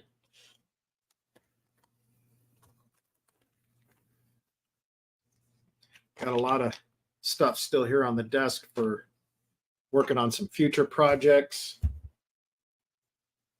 I got some linear rails that I want to install on the big guy, and we're going to do kind of like what they call a DIY Core XY upgrade on it. And so basically what it's going to do is, currently this 3D printer uses belts and pulleys to pull it on rollers across the rail. So the way it moves through X and Y up on the top is on rollers that attach to the, or that are basically tightened around that upper railing system. And it basically uses the belts and pulleys on a stepper to move it back and forth. The linear rails uses a linear rail system with ball bearings on a track, and so it's a lot smoother. And basically you're putting that on there. It's still going to use the belts and it's going to use the pulleys, but instead of having those roller bearings or roller wheels that are up there, so they're rubberized, which wear down easier, you're going to need more adjustments and all that stuff that wears down a lot easier. You replace them with these linear rails and you get more smoother. Now, if you're wanting to do more arc in printing, linear rail systems are going to get you that arc better. And then we'll see if I want to, if I end up, what I end up doing with the Z axis here, to see if there's anything I want to upgrade on that. But right now, I think it's running a linear or a bearing and on a spindle bearing up and down, and it's got two guide rails. There are a 3D print file that you put a bearing at the top of the spiral, because it's kind of hangs free there, and you put a little bracket on it, kind of holds it and stabilizes it. I probably will do that mod on it. Thanks, Fonzie. Thanks for the happy birthday. Thank you, Moon, for the happy birthday. Yeah, so King's the bigger printer has a print volume of 350 millimeters by 350 millimeters by 400 millimeters tall. So basically, I think if you do the math, it's like almost 12 by 12 by 15. I don't know. I got to bring up a conversion on what that is in inches. Millimeters to inches. So 350 is 13.78 millimeters by 13.78 millimeters is the base. And then you got 400, so 15 and a 15.7. So roughly you're looking at, we'll say 13 inches by 13 inches by 15 inches. You got a little bit more, but roughly is your print volume. Now, the other one over here is only 240. I believe that's what it is.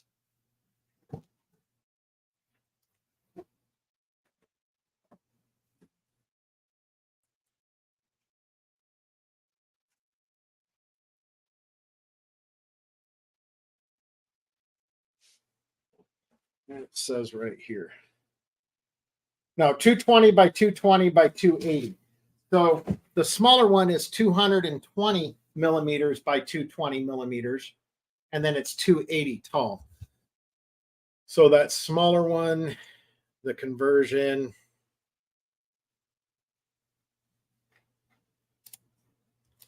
of 220 is 8.5 by 8.5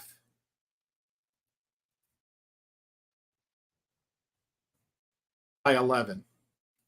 You're looking at 8.5 by 8.5 by 11 on the smaller one.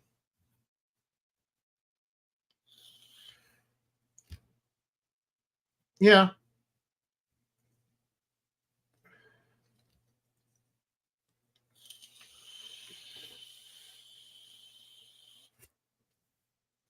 Well, I did the conversion for me because I'm American King. So when it comes down to it, I got to deal in the inches, but it's still done in millimeters. They actually have, this is 350 by 350 by 400. There's actually, and that's the largest that Creality makes, but there are people that made bigger ones. I've seen a guy made one that he can print like full size car parts. Like it's the size of a one car garage 3D printer that he did. I don't want to even know how much filament it takes to print something like that, but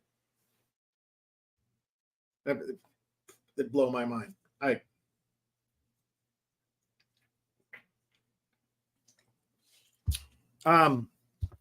I could probably not print the full body on there, but I could probably print it in two separate sections and glue it together.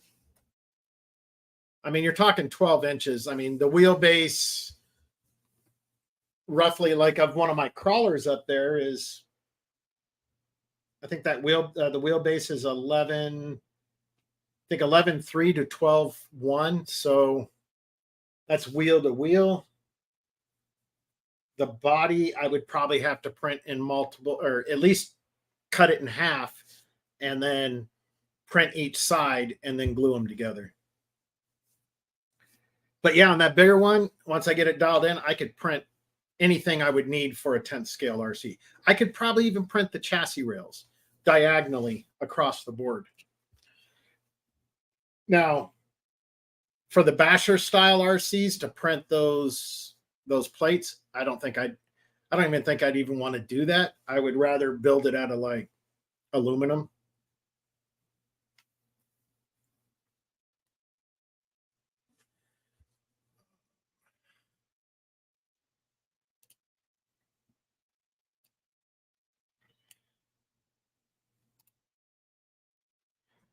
Get that up there.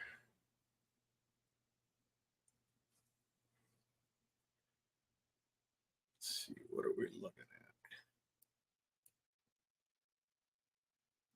at? Got 8 people watching, 10 thumbs up. And let's see here.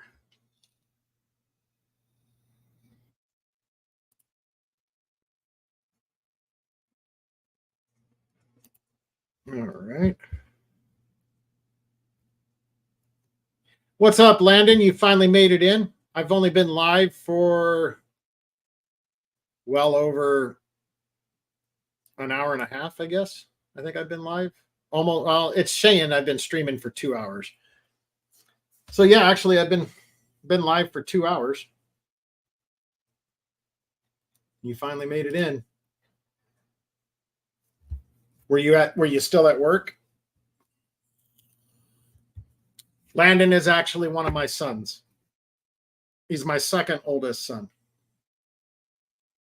Got it. I haven't seen any of your brother or your sister come in. They said they were going to come in for the live stream, but they never did.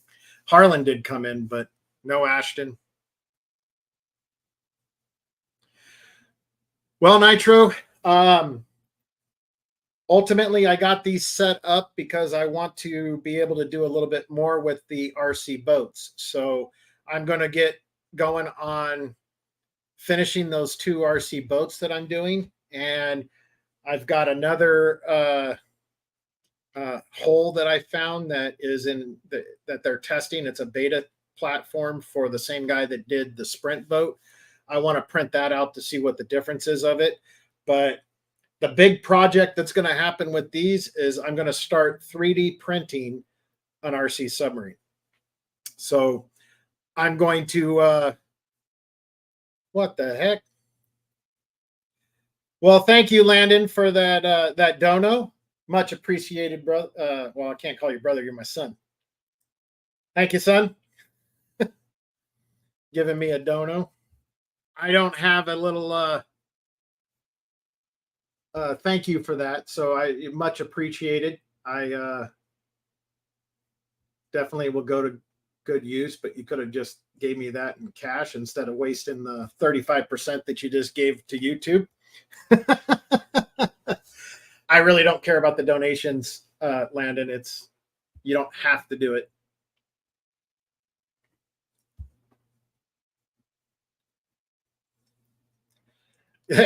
Alan, you're gonna have to throw some money if you want me to dance, and I'm not asking you to, so don't. I don't want it. I just been standing up for 2 hours in front of a printer, and you want me to dance? Kidding. Oh, geez. Really? I cost more than $5. No, I'm kidding. I'm going to tell my wife on you. Thank you, Alan, for the $5. You'll get your shimmy.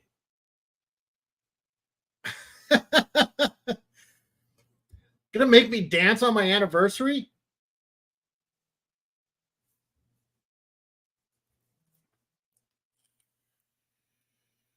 It's done now.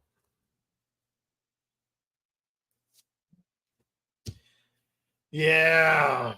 Well, Alan, I appreciate your donation. Much appreciated.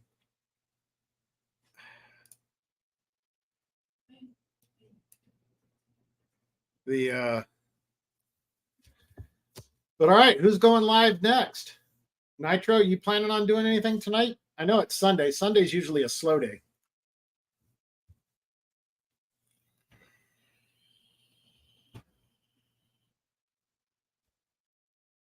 Oh, did you guys hear that banging? So that's my door that goes out into my hall. That's actually a door to a bathroom in the studio on the other side. There's also a door that from the hall to the bathroom. So I don't even use that, but I think my wife just put my youngest son in the shower, and it sounds like he just slammed the shower door because it shook the whole wall there. Luckily, none of those RCs fall off. Yeah, Nitro, if you go live, I might be on your live for a little bit.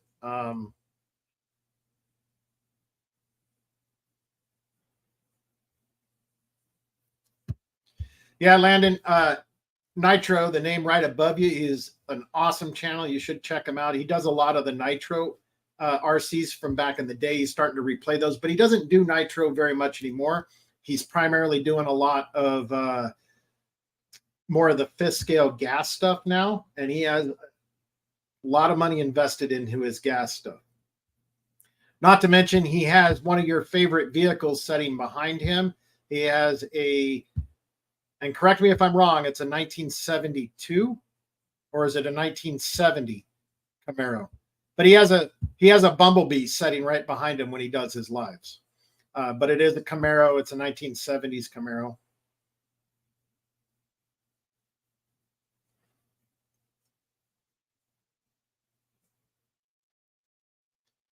All right, Fonzie, thank you. Thank you for stopping by, brother. It's always good to see you popping in. Thank you for stopping by. Have a good night, brother.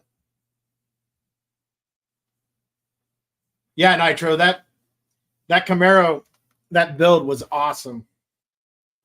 My kids all remember my old Camaro that I had because I had a 1968 Chevy SS Camaro. But I ended up having to get rid of it.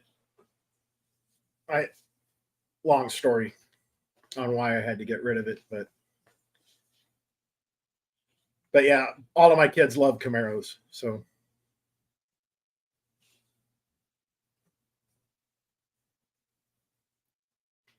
yeah, if you go check out any of his live streams, Landon, you will see the Camaro sitting behind him.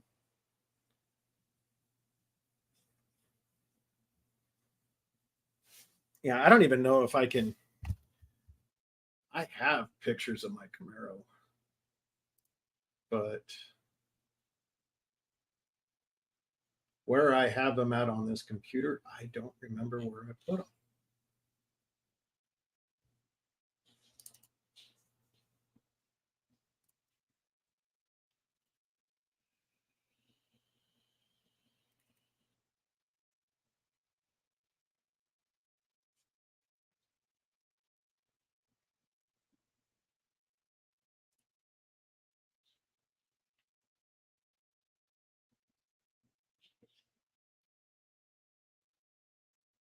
And of course, now that I want to look at them, I don't see them on here. They're always hiding when you want to look at them.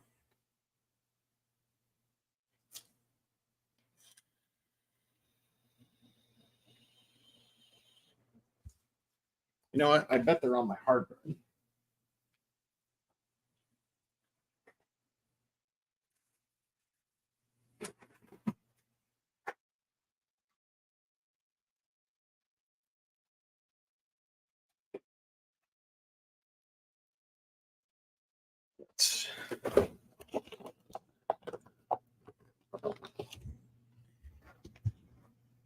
Let's see what we got on here.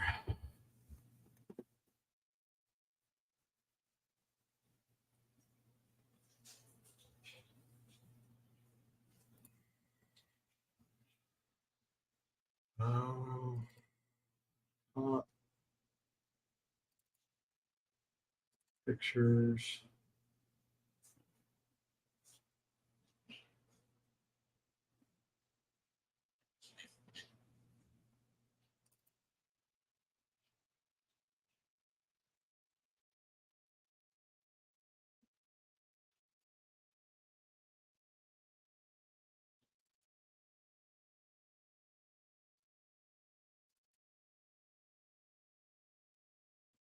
That's all of my nitro stuff. I found those pictures.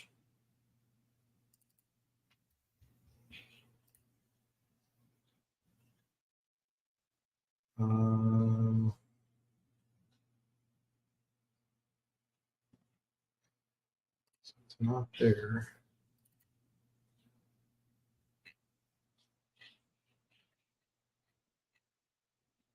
I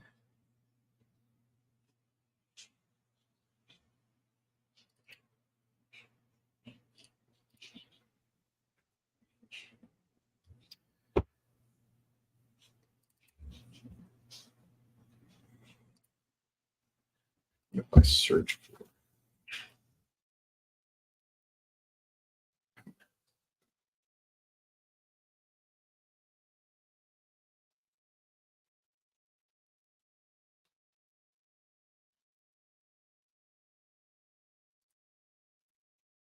well,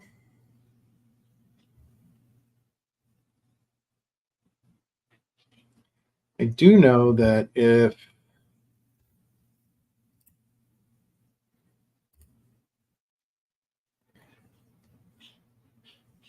I actually think I brought them up on my I put them in my community tab.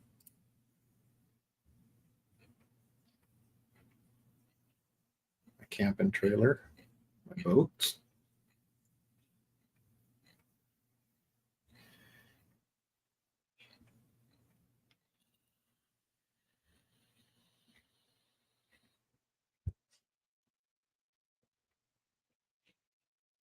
Where did I put them?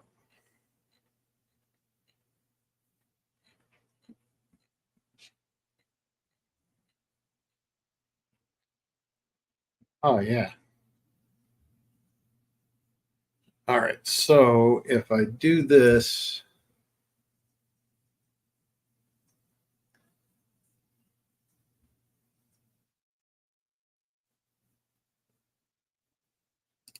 maybe if I click this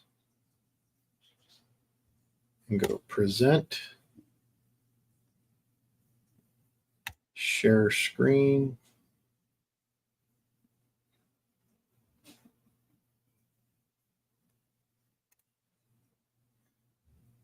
And there.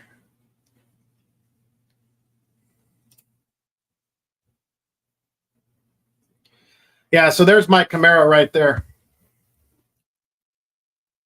So this actually was taken in Pearl Harbor, Hawaii. I was stationed in Pearl Harbor, and that's actually where I bought the Camaro. And then that was the engine. So that is a Chevy 302 bored 40 over.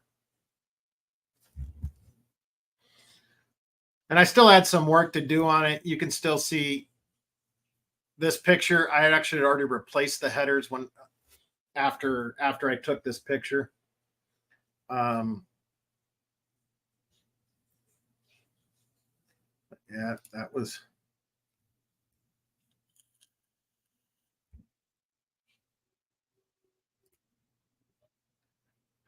me in Hawaii. I was sitting in there. Actually, I was replacing the distributor at the time when that was a girl I was dating at the time took that picture while I was working on it.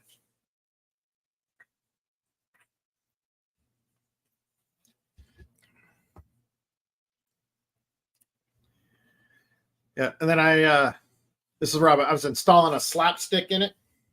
No, it was a 68. And yes, Nitro, I think it was the DZ302.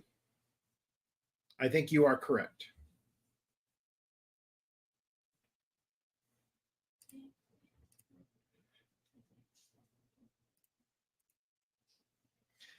But yeah, I don't know. When I bought the car, it was already that color. I never got around to painting it. On the opposite side of the car, right about here, was a rust spot, and so I had grinded it down, and then I had a buddy of mine kind of weld in a new piece of steel into the frame right there, and we grinded it all down, and it was primered on that side. We primered the whole side of the panel on the other side of the car. I always took pictures from this side because this was the pretty side. Yes, that was a very rare engine. And you know how many people, Nitro, that I would tell them I had oh yeah, it's got a 302 in it. And they said, why would you put a Ford engine in a Chevy? And I said, because it's not a Ford engine. Like, nobody ever believed me. They thought, oh no, it's a 327. That's what you got. No, I have a 302.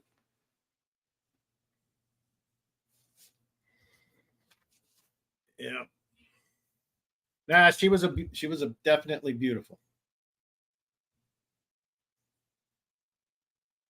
Where's my cursor's on the other screen. There we go. We're back. Right? Yeah, it's because everybody associates that 302 number with Fords. That's the biggest problem with it. They don't understand that Chevy made it too.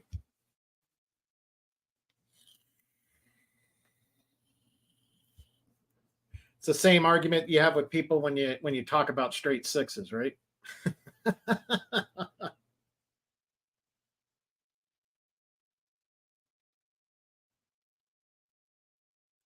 Yeah, actually, I wanted an RS because for some reason I liked the hideaway headlights. I wanted those freaking hideaway headlights. But the rear end, I liked the way the rear end of the 68 looked over the 67 or the 69.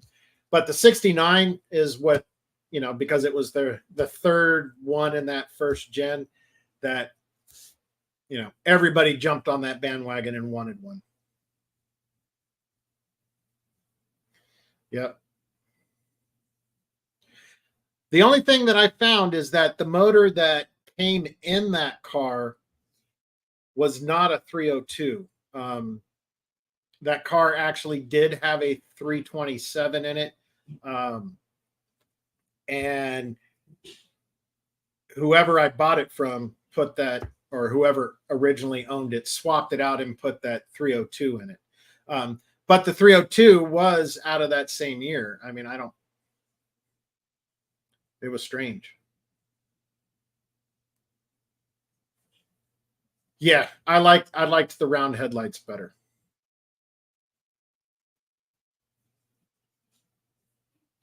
It's the tail lights that I didn't like that were round in the back, I believe. I think mine were square, and I liked the square look better on the rear end. But I did like the hideaway headlights of the RS that, you had the little freaking flaps that come up and down. I really wanted those.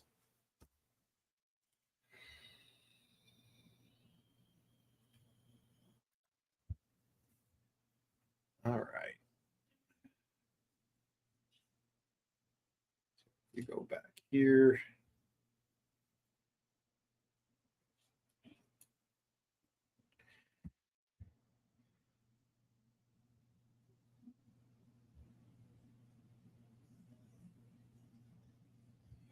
Well, Sam, actually, if you go back and watch the whole time I assembled that 3D printer, I was wearing gloves through the whole thing. So I've just taken them off for now.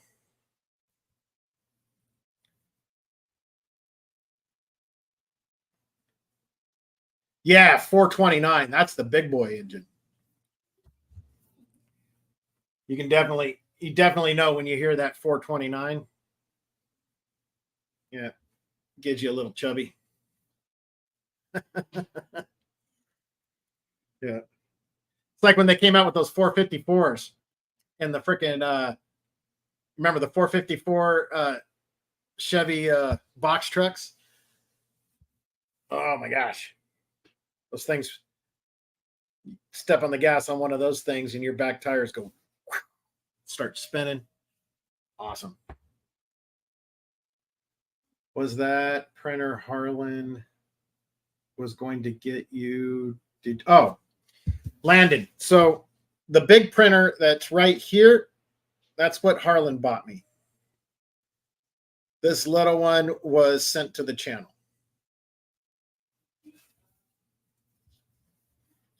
I'm going to be doing some testing on that smaller one, and eventually we'll do a comparison between the two, and I'll give my thoughts on it before we start doing any upgrades on that.